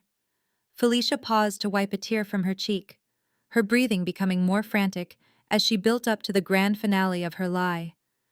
"She must have paid off the security guards downstairs," she cried out. "Because when I screamed for help, they came in and just grabbed me. They literally grabbed my arms and threw me out onto the sidewalk like I was a common criminal. She humiliated me in front of the entire corporate staff. She ruined my one chance at a real executive career just because she is so desperately jealous of my life." Felicia buried her face back into her hands, her shoulders heaving with manufactured sobs. Trent immediately rushed over to the sofa, placing a comforting hand on her back and shooting me a look of absolute righteous disgust. I stood there in the center of the room, silently digesting the sheer, breathtaking magnitude of her delusion. It was actually fascinating from a psychological standpoint. Felicia simply could not process the fact that the invisible, discarded sister she had mocked her entire life was actually a highly successful, billionaire executive. It broke her fragile, entitled worldview so completely that her brain had literally invented a scenario where I was a deranged stalker who had infiltrated a corporate skyscraper just to play a malicious prank. And my parents, bound by their endless, pathological need to protect the golden child at all costs, swallowed the impossible lie without a single drop of critical thought. "You are completely sick!" my mother screamed, standing up abruptly from the sofa. She pointed a trembling, manicured finger directly at my face. "You have always been bitter, Simone. Ever since you were a little girl, you could never stand to see Felicia shine. You resented her natural beauty, you resented her charm, and you resented her undeniable success. We tried our hardest to ignore it. We tried to include you in this family despite your sour attitude and your endless string of failures. But this crosses every single line. This is actual criminal behavior. You physically terrorized your own sister because you cannot handle the fact that you are a 35-year-old woman playing on a laptop in a cheap apartment while she is out in the real world succeeding." Brenda took an aggressive step toward me, her face flushed dark red with unhinged rage. "I will not have a sociopath in my house. Do you hear me? I will not tolerate a criminal under my roof. You are completely dead to me, Simone. As of this exact moment, you are no longer my daughter. I do not want to see your face at holidays. I do not want you calling my phone. You are entirely cut off from this family until you seek serious psychiatric help and get on your knees to beg your sister for forgiveness." The terrible words hung in the air, heavy and violent. "You are dead to me." It was the ultimate threat in her maternal arsenal. It was the exact phrase she had used to terrorize me into absolute compliance when I was a vulnerable teenager. She expected me to break down immediately. She expected me to burst into tears, fall to the floor, and beg her not to abandon me. She fully expected the terrified little girl who just wanted her mother's love to claw her way to the surface and surrender everything. But that terrified little girl had died 7 years ago when they watched Trent steal my business and laughed right in my face. The woman currently standing on their oriental rug was entirely immune to their toxic poison. I did not cry. I did not raise my voice in defense. I did not even frown. I simply tilted my head slightly, looking at my mother with a calm, clinical curiosity, as if I were examining a fascinating insect trapped under a glass microscope. "Are you quite finished, Mom?" I asked softly. The absolute lack of emotion in my voice caught her completely off guard. She stopped moving instantly, her pointed finger slowly dropping back to her side. Calvin shifted uncomfortably by the fireplace, his heavy brows furrowing in deep confusion. Even Felicia's dramatic sobbing paused for a fraction of a second as she peeked through her fingers to try and gauge my reaction. They had fired their heaviest emotional artillery, and I had not even blinked. The tribunal was waiting for a tearful confession, but all they were going to get was a reckoning. Felicia realized that our mother's ultimate threat had bounced off me like water off a stone. Her fake sobbing hitched in her throat. She lowered her crumpled tissue, her eyes darting between my perfectly calm face and our mother's stunned expression. The power dynamic in the room was slipping, and Felicia could feel it, so she immediately pivoted to the next phase of her performance. She sniffled loudly, sat up straight on the velvet sofa, and lifted her chin with a sudden, arrogant burst of false confidence. "You think you won today, Simone," she said, her voice magically losing its traumatized tremble. "You think you completely ruined my life. But you are just a pathetic, low-level clerk who is about to face massive legal consequences. Because while I was in the Uber on my way home, the actual chief executive officer of Crestview Media called me personally." I raised a single eyebrow. "Is that right?" I asked, keeping my tone mild and purely conversational. "Yes, that is exactly right," Felicia snapped, bolstered by my apparent willingness to listen. She stood up from the sofa, smoothing down her wrinkled silk blouse. The executive recruiters gave him my personal cell phone number. He called to formally apologize for your rogue, psychotic behavior. He told me that you are just a temporary data entry clerk in the Human Resources Department who somehow managed to steal a keycard to the 50th floor.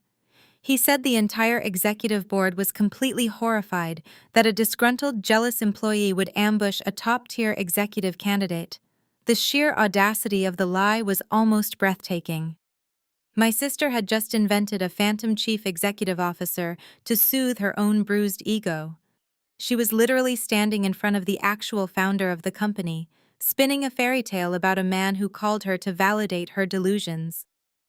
"He begged me not to sue the company," Felicia continued, pacing back and forth across the rug, clearly intoxicated by her own fabricated narrative.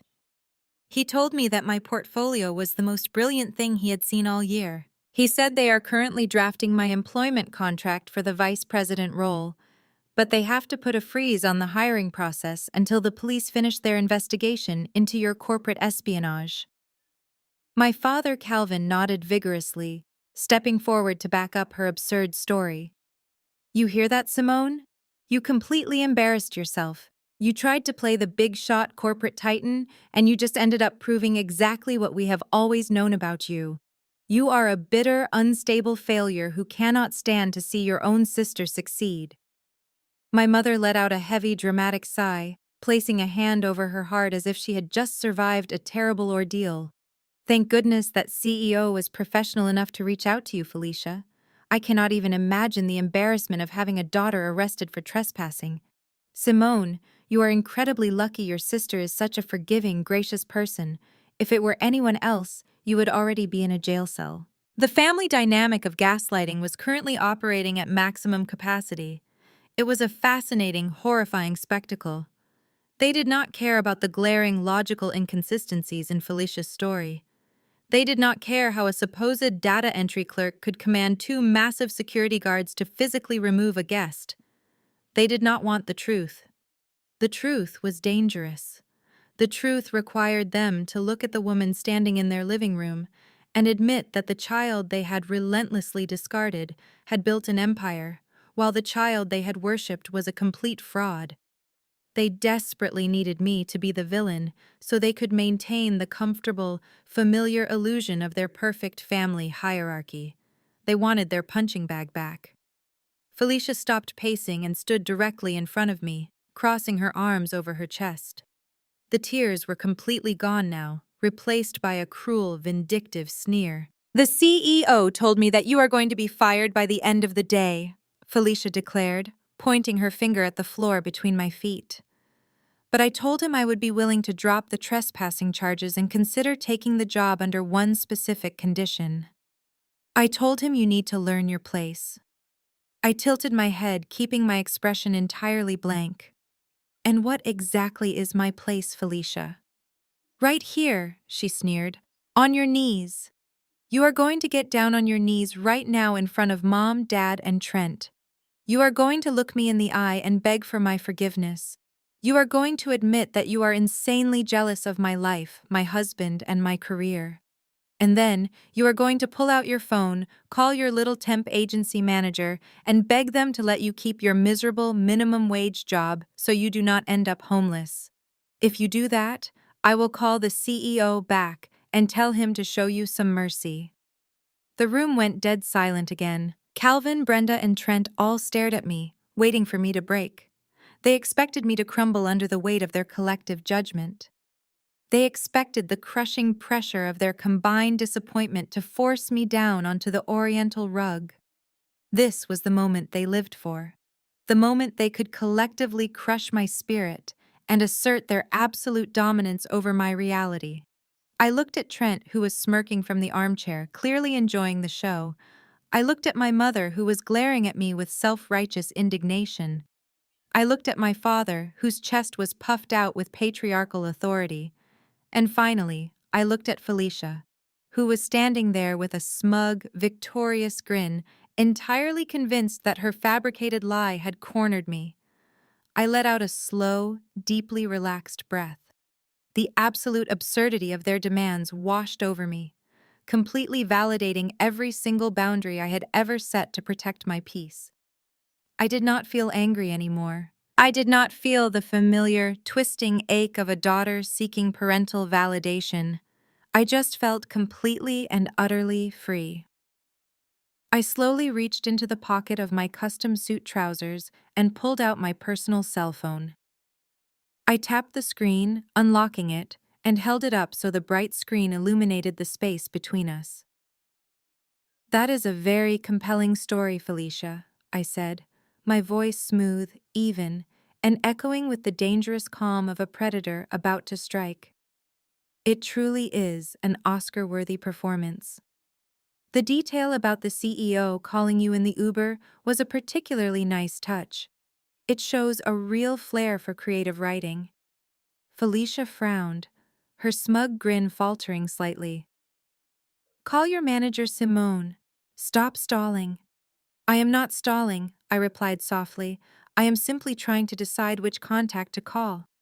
Because you see, the chief executive officer of Crestview Media does not have a male voice, and she certainly did not make any phone calls to an Uber this afternoon." I tapped the screen a few times, bringing up the direct internal directory for the Crestview Executive Board. I turned the phone around and held it up right in front of Felicia's face. The screen clearly displayed my professional headshot, my full name, and the bold, undeniable title printed right below it: Founder and Chief Executive Officer. Felicia stared at the glowing screen. She blinked once, twice. Her mouth opened, but no sound came out. The blood completely drained from her face for the second time that day. "I am not a temp, Felicia," I stated, my voice ringing out with absolute clarity. "I am not a data entry clerk. I am the woman who owns the building you were just thrown out of. I am the one who personally reviewed your entirely fabricated resume.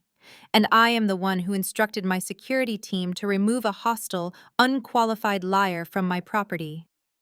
My father stepped forward, squinting at the small screen. "What is that?" he demanded, his voice losing a fraction of its booming confidence. "What kind of fake website did you pull up on your phone?"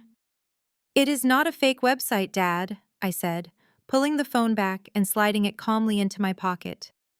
"It is the official corporate directory of a $50 million enterprise, an enterprise that I built from the ground up after you allowed your precious son-in-law to steal my original business model and bankrupt it." I looked directly into my father's eyes, watching the absolute certainty of his worldview begin to crack. "You want the truth. Here is the truth. Your golden child is completely unemployed. Her last company failed because she has absolutely no idea how to run a business. She forged her entire resume to try and get a job at my firm. When I confronted her with the actual financial data proving her incompetence, she threw a temper tantrum like a spoiled toddler. And instead of owning up to her massive failures, she ran home and invented a ridiculous lie to keep you all blindly worshiping her." "I am not getting on my knees for anyone in this room," I declared, the absolute power of my reality filling the entire space. "I do not need your forgiveness. I do not need your jobs. And I certainly do not need your permission to be successful. The family hierarchy you rely on to make yourselves feel important is completely dead. And I am the one who killed it." The silence in the living room was absolute. My father stared at me, his mouth slightly open, his chest frozen mid-breath. Felicia looked like she was going to be physically sick. The reality of my words, backed by the undeniable proof of the corporate directory I had just shown them, was finally starting to penetrate their thick walls of delusion. They were staring at a woman they did not recognize, a woman who held more power than all of them combined. But there was one person in the room whose fragile ego simply could not afford to accept defeat. Trent pushed himself off the arm of the floral chair. He let out a loud, mocking laugh that sounded entirely forced and hollow. He began a slow, sarcastic clap, his heavy shoes thudding against the oriental rug as he walked to the center of the room to place himself between me and his weeping wife. He puffed out his chest, aggressively invading my personal space, attempting to use his physical presence to intimidate me. It was a pathetic, transparent tactic he had likely used on countless women throughout his deeply average career. "That is a very cute performance, Simone," Trent sneered, his face turning a blotchy shade of red. "You really had them going for a second. Anyone with a few $100s can hire a web designer to make a fake directory page. Or maybe you actually did manage to hustle your way into a fancy title at some little agency. It really does not matter. Because you clearly do not understand how the real corporate world operates." I kept my hands relaxed at my sides and looked at him with mild amusement. Trent was actively choosing to double down on his own ignorance rather than face the facts. "Please," I replied softly, "enlighten me, Trent. Tell me how the real corporate world operates." Trent smirked, clearly believing he was about to put me in my place. "In the real world, titles do not mean anything if you do not have the backing of the board," he lectured, his tone dripping with profound condescension. "You might have your name on a website, but founders answer to investors. They answer to the people who actually hold the purse strings, and those people do not care about your petty family drama. They care about profit, stability, and professional integrity. 3 things you clearly lack." He turned around, walked over to his leather briefcase resting on my mother's pristine coffee table, and popped the brass latches. He reached inside and pulled out a thick, glossy presentation folder. He turned back to me and held the folder up high, wielding it like an executioner's axe. "My regional logistics firm has been in high-level negotiations with Crestview Media for the past 2 months, Trent announced, his voice booming with unearned authority. "We are pitching a massive multi-million-dollar vendor contract next week. It is a deal that is going to completely revolutionize your supply chain management." My father Calvin immediately straightened his posture, his eyes locking onto the glossy folder. "A multi-million-dollar contract," Calvin repeated, looking at Trent with renewed awe and admiration. "That is right," Trent said, not taking his eyes off me. And because I am the senior account manager spearheading this deal, I have spent the last 8 weeks building very close, personal relationships with the senior investors at Crestview. I play golf with the venture capitalists who actually run your company, Simone. The men behind the curtain. The guys who can vote a rogue, unstable founder out of her own corner office with a single phone call. I looked at the folder in his hand. The logo of his logistics firm was embossed in shiny silver foil on the front cover. A wave of profound, almost poetic realization washed over me. I did not just recognize the name of his firm. I knew their exact financial standing. My vice president of acquisitions had placed that exact proposal on my desk just 3 days ago. I had spent 2 hours personally auditing their financials. We had already flagged multiple glaring inconsistencies, severely inflated profit margins, and incredibly outdated operational models. Trent's firm was bleeding money, and they were desperately relying on this specific Crestview contract to save their failing quarterly numbers. Trent's own job was entirely dependent on my company saying yes. Furthermore, Trent was not playing golf with any venture capitalists or senior board members. Because Crestview Media was a privately held entity, I was the sole owner. I did not have a board of directors. I answered to absolutely no one. Trent had been dealing with a few of my junior acquisition associates, taking them out to expensive lunches and mistaking their polite professional interest for actual executive power. He was bluffing on a massive scale, projecting his own corporate desperation onto me. Trent stepped closer, lowering his voice into a menacing growl. So here is what is going to happen, Simone. You are going to apologize to my wife right now. You are going to guarantee her that vice president position, with full benefits and a signing bonus to compensate for the emotional distress you caused her today. If you refuse, I will make one phone call to my golfing buddies. I will tell them that their CEO is a vindictive, unstable liability who physically attacks executive candidates.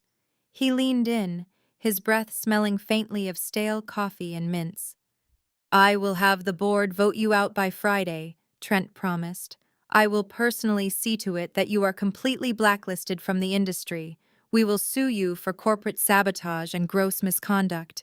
You will lose your penthouse, your fancy suits, and everything you claim to have built. You will be back to begging your parents for grocery money. My mother Brenda crossed her arms, a look of vicious satisfaction returning to her face. You brought this on yourself, Simone, she stated coldly. You should have just stayed in your lane. Now Trent is going to have to clean up your mess. I looked away from the glossy folder and met Trent's aggressive, puffed-up gaze. He was breathing heavily, entirely convinced he had just played an unbeatable trump card.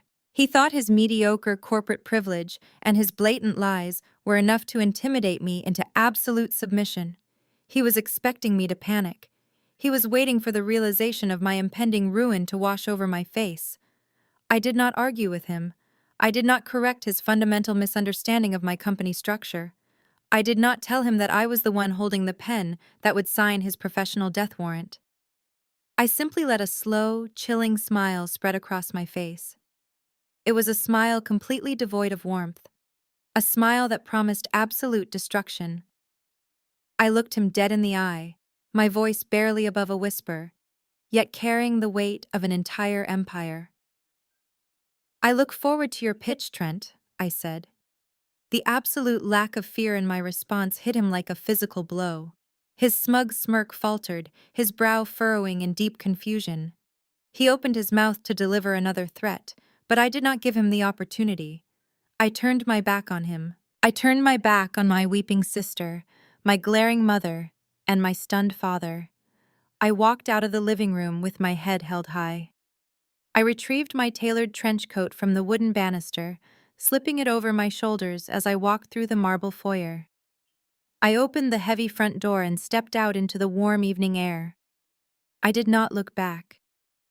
I walked down the brick path toward my car, the sound of my heels clicking sharply against the pavement. The heavy wooden door clicked shut behind me, leaving them trapped in the toxic tomb they had built for themselves. They were entirely convinced they had won the battle. They had no idea they had just declared war on a woman who owned the entire battlefield. I got into my car, started the engine, and drove back to the city, eagerly counting down the days until Trent walked into my boardroom. Exactly 7 days later, the trap finally snapped shut. I stood in the absolute darkness of the executive observation room on the 50th floor of the Crestview Media Tower. The room was designed specifically for high-level behavioral analysis during massive corporate mergers. One entire wall was composed of seamless, floor-to-ceiling two-way glass, looking directly into our primary executive boardroom.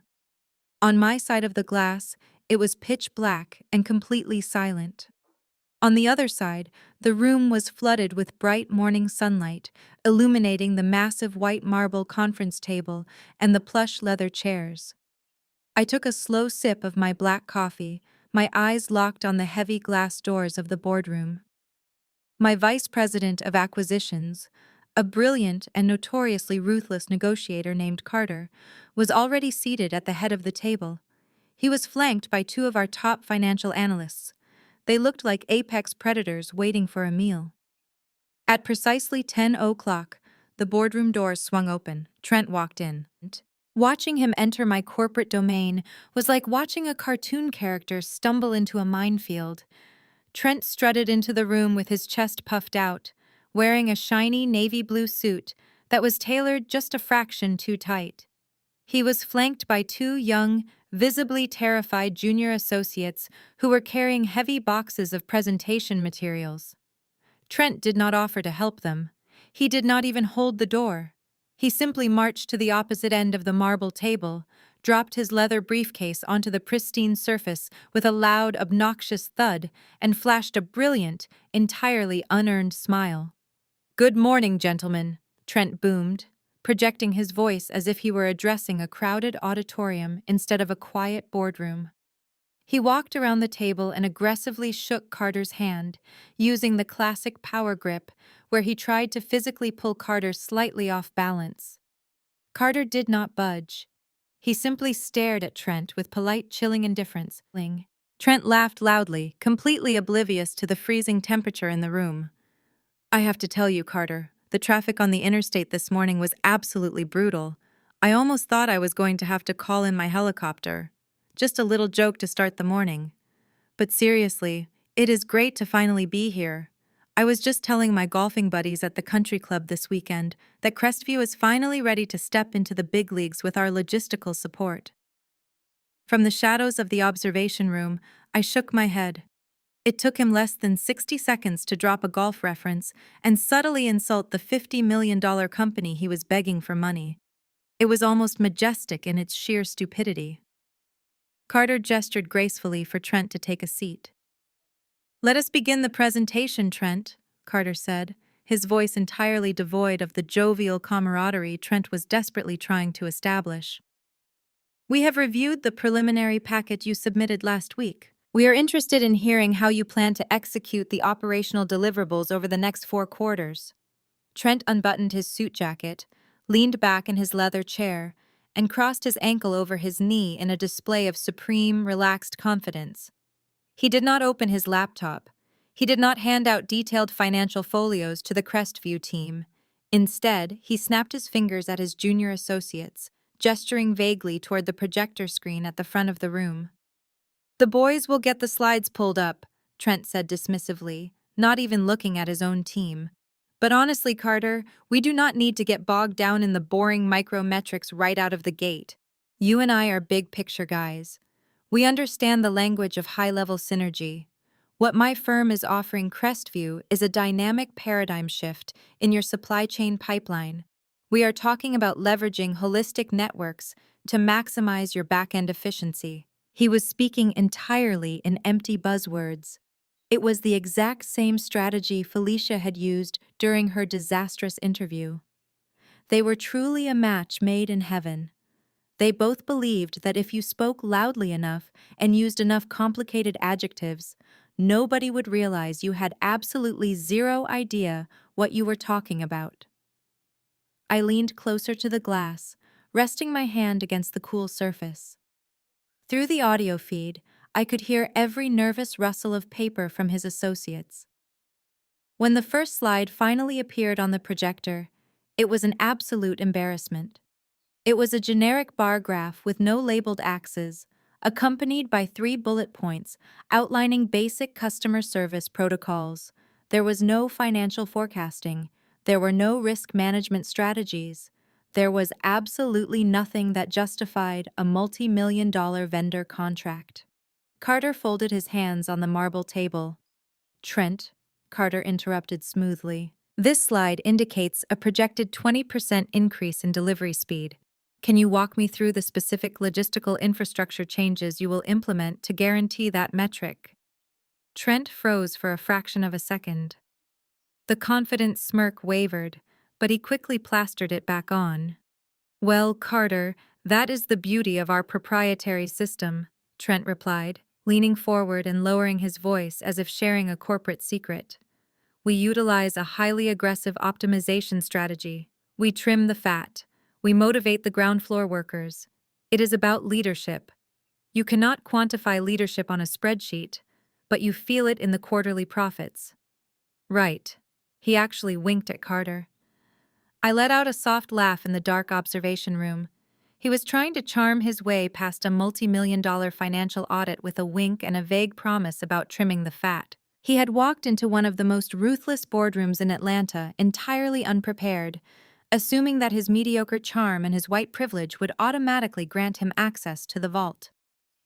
For the next 20 minutes, the meeting devolved into a spectacular train wreck. Carter and his analysts began asking highly specific technical questions about the proposed contract. They asked about international shipping tariffs, warehouse liability insurance, and contingency plans for supply chain disruptions. Every single time, Trent fumbled. He tried to deflect the questions with inappropriate jokes. He tried to pass the blame to his junior associates, loudly scolding them for allegedly leaving the specific data in the car. He even tried to condescend to one of the female analysts, cutting her off mid-sentence to explain a basic economic concept she had a master's degree in. Watching him sweat was incredibly satisfying. The man who had stood in my parents' living room a week ago, threatening to have me fired and blacklisted, was currently suffocating under the weight of his own profound incompetence. He was drowning in a glass room, completely unaware that the woman he had spent years degrading was watching every single panicked breath he took.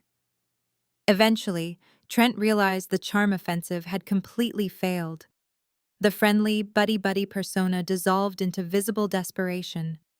He sat up straight, his face flushed, wiping a bead of sweat from his forehead with the back of his hand. He looked at Carter, trying to salvage the rapidly sinking ship. "Look, Carter," Trent said, his voice losing its booming confidence and taking on a pleading edge. "We can iron out the specific numbers later. The bottom line is that we have a massive operation ready to serve you. And honestly, I have a very strong personal connection to the senior leadership of this company. I am very good friends with the founder. We run in the same circles. I know for a fact that the chief executive officer specifically wants my firm to handle this contract. If we need to bypass this specific committee and take this directly to the corner office, we can certainly do that." In the observation room, I took a deep breath of the cool air. The setup was flawless. Trent had just played the exact card I knew he would play. He was backed into a corner, so he invoked the phantom authority of his imaginary best friend. He demanded to bypass the chain of command. Carter looked up from his notepad. He did not say a word. He simply turned his head slightly and looked directly into the two-way glass. He knew exactly where I was standing. The stage was perfectly set. The trap was fully loaded. It was time for my team to drop the hammer. Carter turned his attention back to Trent. He reached into his sleek leather portfolio and pulled out a thick, heavily annotated document. It was the exact copy of Trent's logistics proposal that I had marked up with red ink 3 days prior. Carter slid it smoothly across the expansive marble table. The document stopped right in front of Trent, the bright red corrections glaring under the boardroom lights. Let us discuss your dynamic paradigm shift, Trent, Carter began, his voice razor-sharp and entirely devoid of emotion. Because when my team audited your projected operational budget, we did not find synergy. We found a deliberate, highly unethical attempt to obscure massively inflated margins. Trent blinked, his confident posture immediately collapsing. A nervous chuckle escaped his lips as he leaned forward to look at the document. Now, Carter, let us not overreact. Those are standard industry markups for a premium, white glove service. They are 22% above the standard industry cap.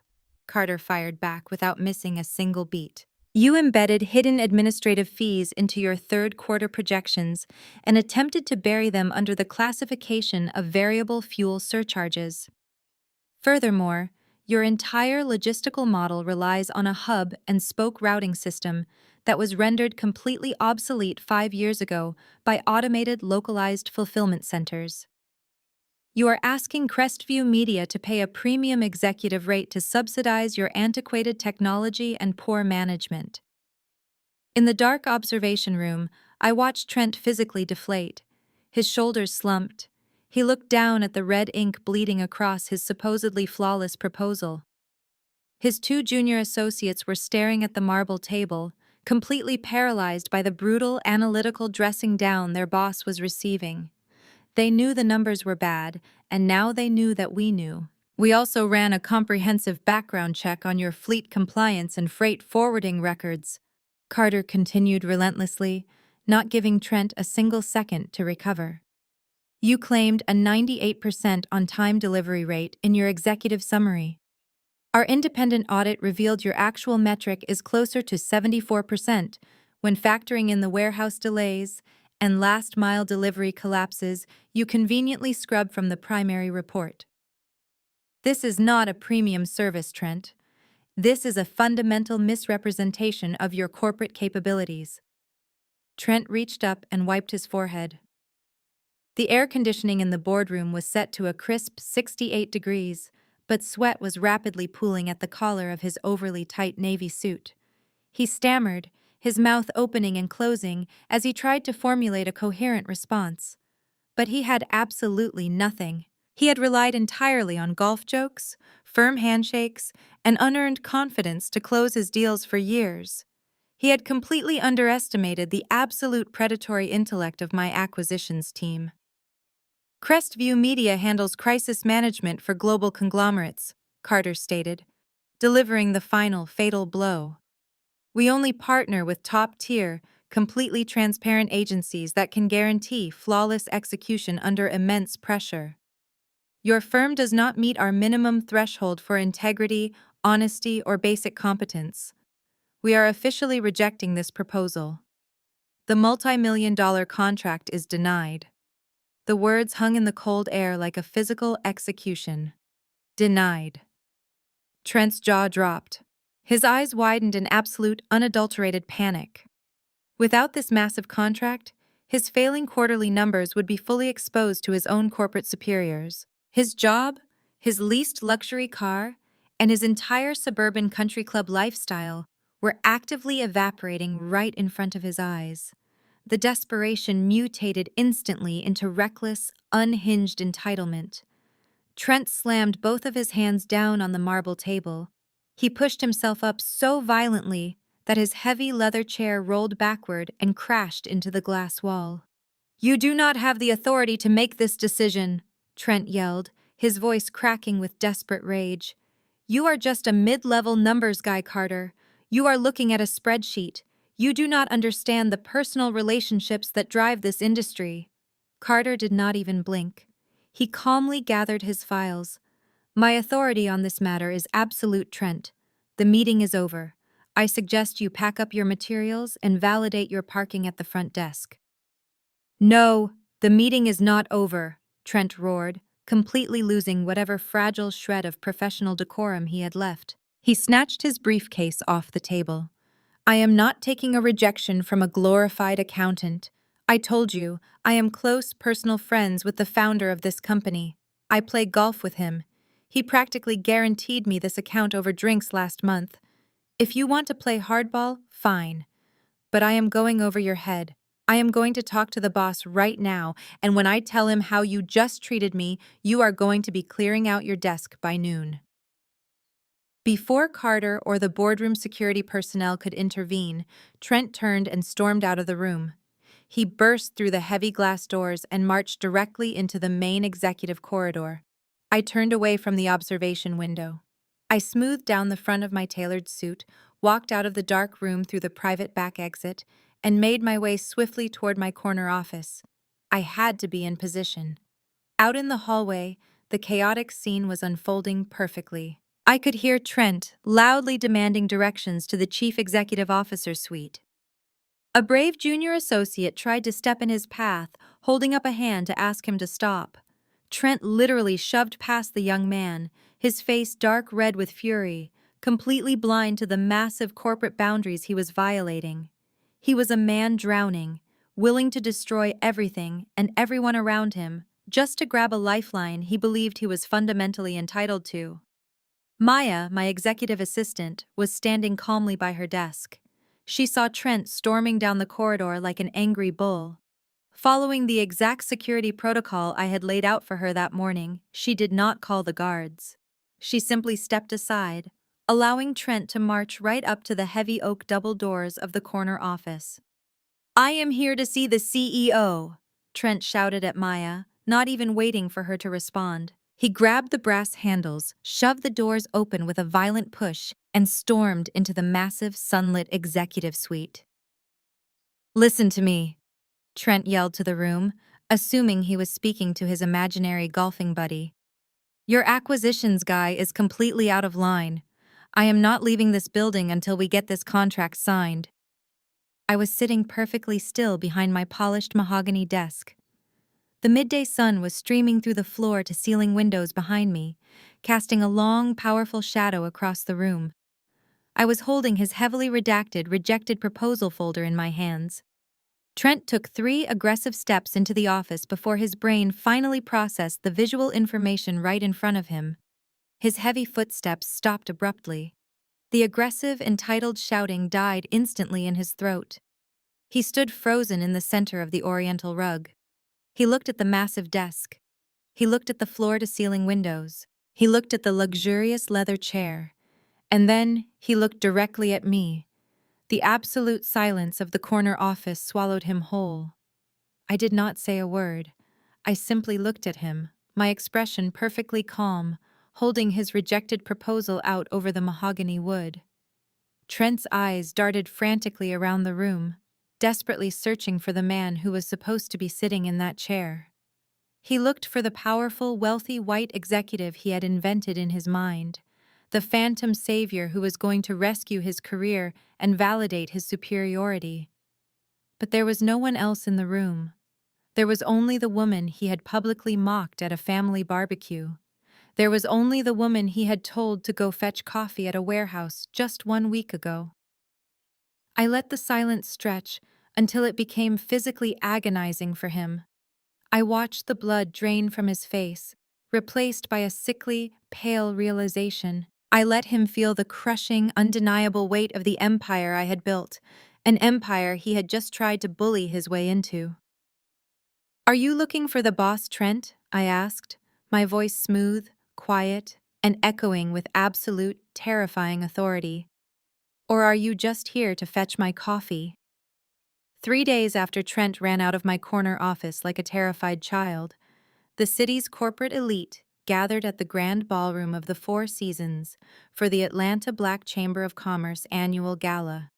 It was the absolute pinnacle of the social and business calendar, a night where million-dollar deals were quietly negotiated over champagne and caviar. The dress code was strict black tie, the security was airtight, and the guest list was aggressively curated. Trent was not on that list. But his boss, a highly respected and notoriously ruthless logistics executive named Mr. Sterling, had purchased a corporate table. Trent had spent the last 72 hours desperately lying to Mr. Sterling, claiming that the Crestview Media contract was simply delayed due to a minor clerical error and that he could easily smooth things over with the chief executive officer at the gala. Mr. Sterling had forced Trent to attend, explicitly demanding that he salvage the deal or pack up his desk. In a pathetic attempt to look like a grounded, trustworthy family man, Trent had begged for plus ones.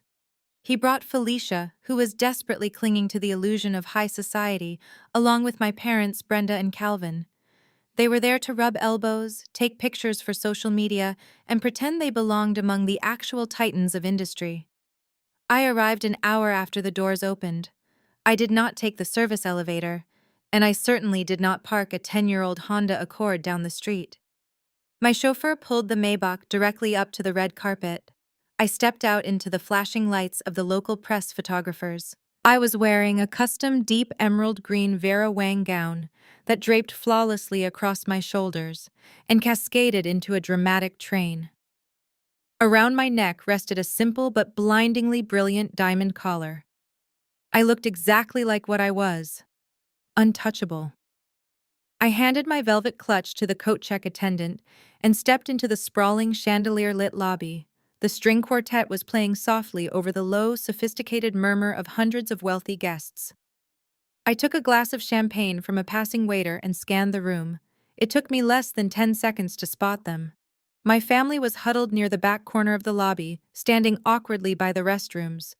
Trent was sweating profusely, continuously pulling at the collar of his cheap tuxedo and anxiously scanning the crowd for the imaginary golfing buddy he was supposed to introduce to his boss. Felicia was wearing a bright pink sequined dress that was far too loud for the elegant setting, looking around with a frantic, desperate hunger.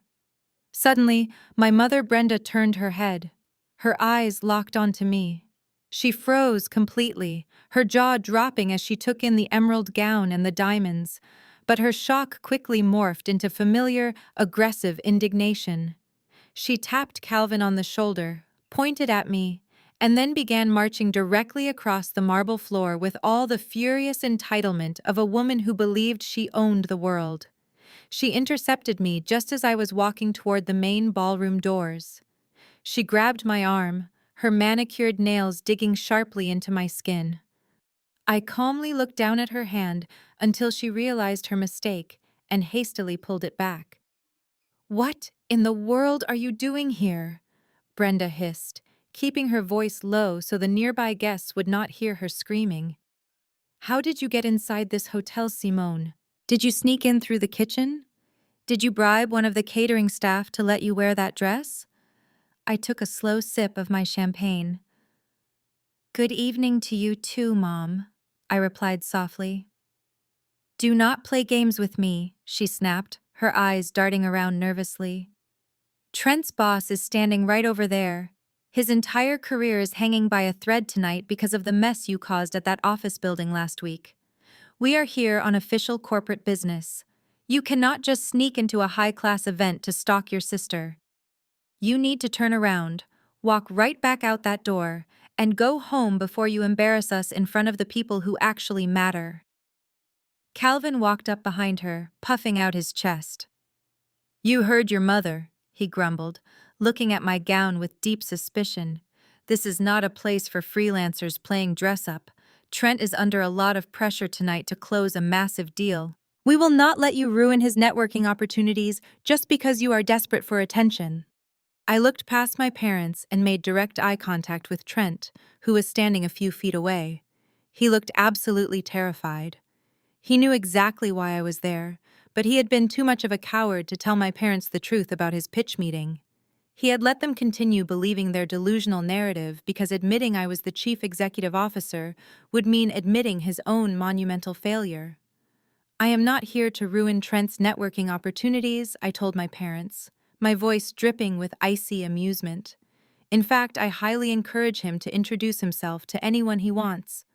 But if you will excuse me, I have a designated seat waiting for me." Before Brenda could launch another verbal assault, the grand chime echoed through the lobby, signaling that the ballroom doors were opening for dinner. I gave my parents one last chilling smile, turned my back on them, and glided smoothly past the velvet ropes. The event coordinators immediately recognized me, bowing their heads respectfully and guiding me straight down the center aisle to the primary VIP table located directly beneath the stage. The gala dinner proceeded with elegant efficiency. From my vantage point at the front, I could see my family seated at a terrible, cramped table in the absolute back corner of the room, right next to the swinging doors of the kitchen. Trent's boss, Mr. Sterling, looked thoroughly miserable sitting next to Trent, clearly realizing he had wasted his evening on a junior account manager who had absolutely zero actual connections. As the dessert plates were cleared, the lights in the massive ballroom slowly dimmed. A hushed anticipation fell over the crowd. The mayor of Atlanta, looking sharp in a tailored tuxedo, stepped up to the acrylic podium on the center stage. The room erupted in polite applause before settling into total silence. "Ladies and gentlemen," the mayor began, his voice booming through the state-of-the-art sound system, "tonight is the culmination of our celebration of Black excellence. Every 10 years, this chamber selects one individual who represents the absolute pinnacle of innovation, resilience, and corporate brilliance. We are here to announce the recipient of the Entrepreneur of the Decade Award." I sat perfectly still, my hands folded neatly in my lap. "This year's recipient did not inherit a massive fortune," the mayor continued, reading from his prepared cards. "She did not rely on nepotism or legacy connections. Instead, she took a brilliant idea and built it from the ground up in a tiny studio apartment. Over the last 10 years, she has revolutionized the way global conglomerates handle public relations and crisis management. She designed a proprietary analytical algorithm that fundamentally changed the landscape of corporate communications." At the back of the room, I saw Trent physically flinch. He recognized the description of the algorithm. He had stolen it, bankrupted it, and now he was listening to the mayor praise the genius of its true creator. "She is a quiet force of nature," the mayor said, his voice rising with powerful enthusiasm. "A woman who commands a $50 million enterprise with absolute integrity and unparalleled vision. Please join me in honoring the extraordinary founder and chief executive officer of Crestview Media." The entire ballroom held its breath. The mayor smiled brightly and looked directly at my table. "Congratulations to the brilliant, the unstoppable Miss Simone." The massive spotlight mounted on the balcony abruptly shifted, cutting through the darkness and illuminating my table in a blinding, glorious circle of pure white light. The jazz band struck up a triumphant chord. The entire room of 500 wealthy executives, politicians, and investors rose to their feet in a thunderous standing ovation. I stood up slowly, the emerald silk of my Vera Wang gown catching the brilliant light. I turned and looked directly toward the back of the room. My family was completely paralyzed in sheer, unadulterated horror.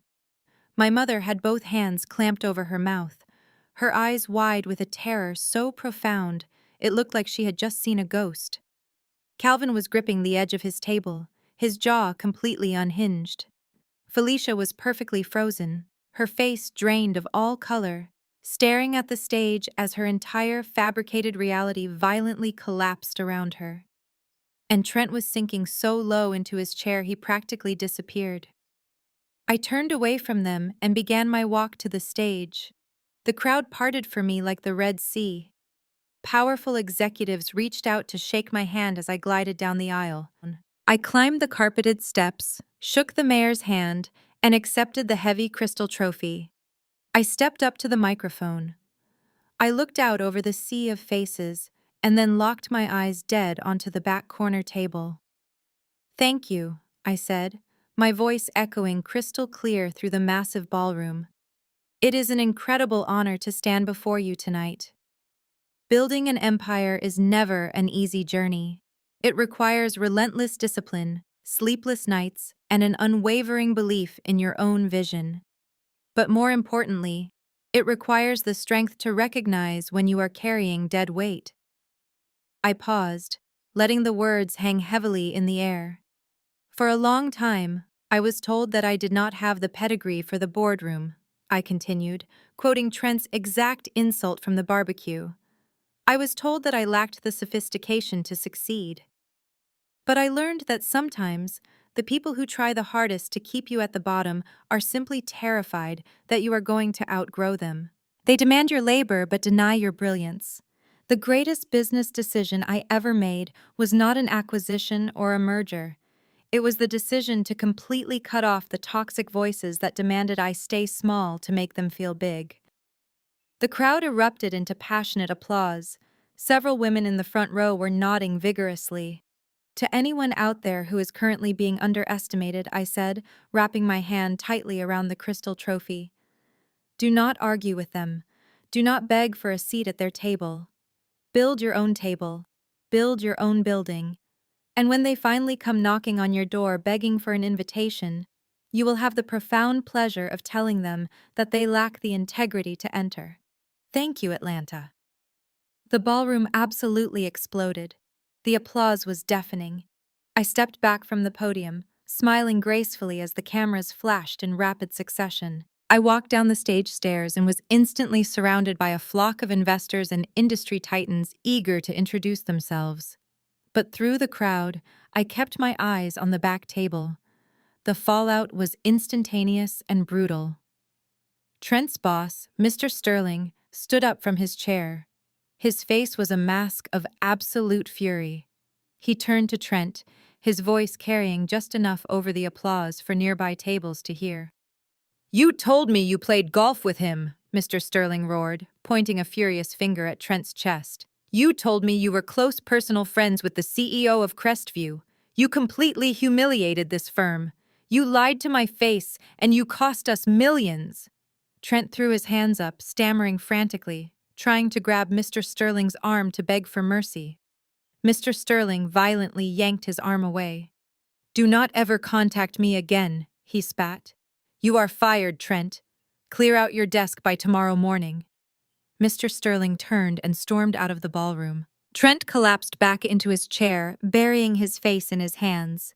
Felicia burst into hysterical, very real tears, realizing her luxury lifestyle had just evaporated completely. My parents just sat there in the shadows, staring blankly at the empty space where their golden child's future used to be. I took a sip of my champagne, turned my back to the darkness, and walked deeper into the brilliant light of my own success. The news of what happened at the gala traveled through our community faster than a wildfire. In the elite social circles of Atlanta, reputation is absolutely everything, and my family had just publicly detonated theirs on the biggest stage possible. By Monday morning, Trent's termination was processed and made official. Mr. Sterling made sure that every major logistics firm in the city knew exactly why Trent was let go. He was entirely blacklisted from the industry, labeled as a massive liability who lied about executive connections to cover up his own financial incompetence. Without Trent's inflated salary, and with Felicia possessing absolutely zero employable skills, their carefully constructed house of cards collapsed with terrifying speed. 30 days after the gala, a tow truck backed into their driveway in the middle of the afternoon and repossessed Trent's shiny white leased BMW right in front of all their suburban neighbors. 2 weeks after that, Felicia's luxury SUV met the exact same fate.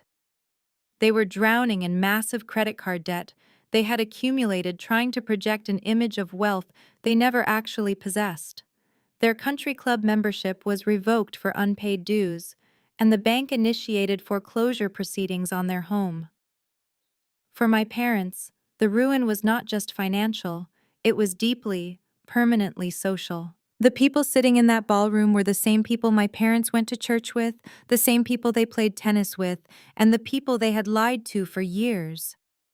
The moment the city realized that Calvin and Brenda had relentlessly abused, mocked, and discarded a self-made millionaire daughter just to prop up a fraudulent son-in-law, they became absolute pariahs. The invitations to dinner parties abruptly stopped. Their friends stopped returning their phone calls. The community they had sacrificed my childhood to impress turned their backs on them in an instant, disgusted by the sheer cruelty of their parenting. Exactly 2 months after the gala, my personal phone rang. I let it go to voicemail. A few minutes later, the audio file appeared on my screen. It was Brenda. Her voice was trembling, heavy with frantic, desperate tears that sounded completely different from the angry commands she used to bark at me.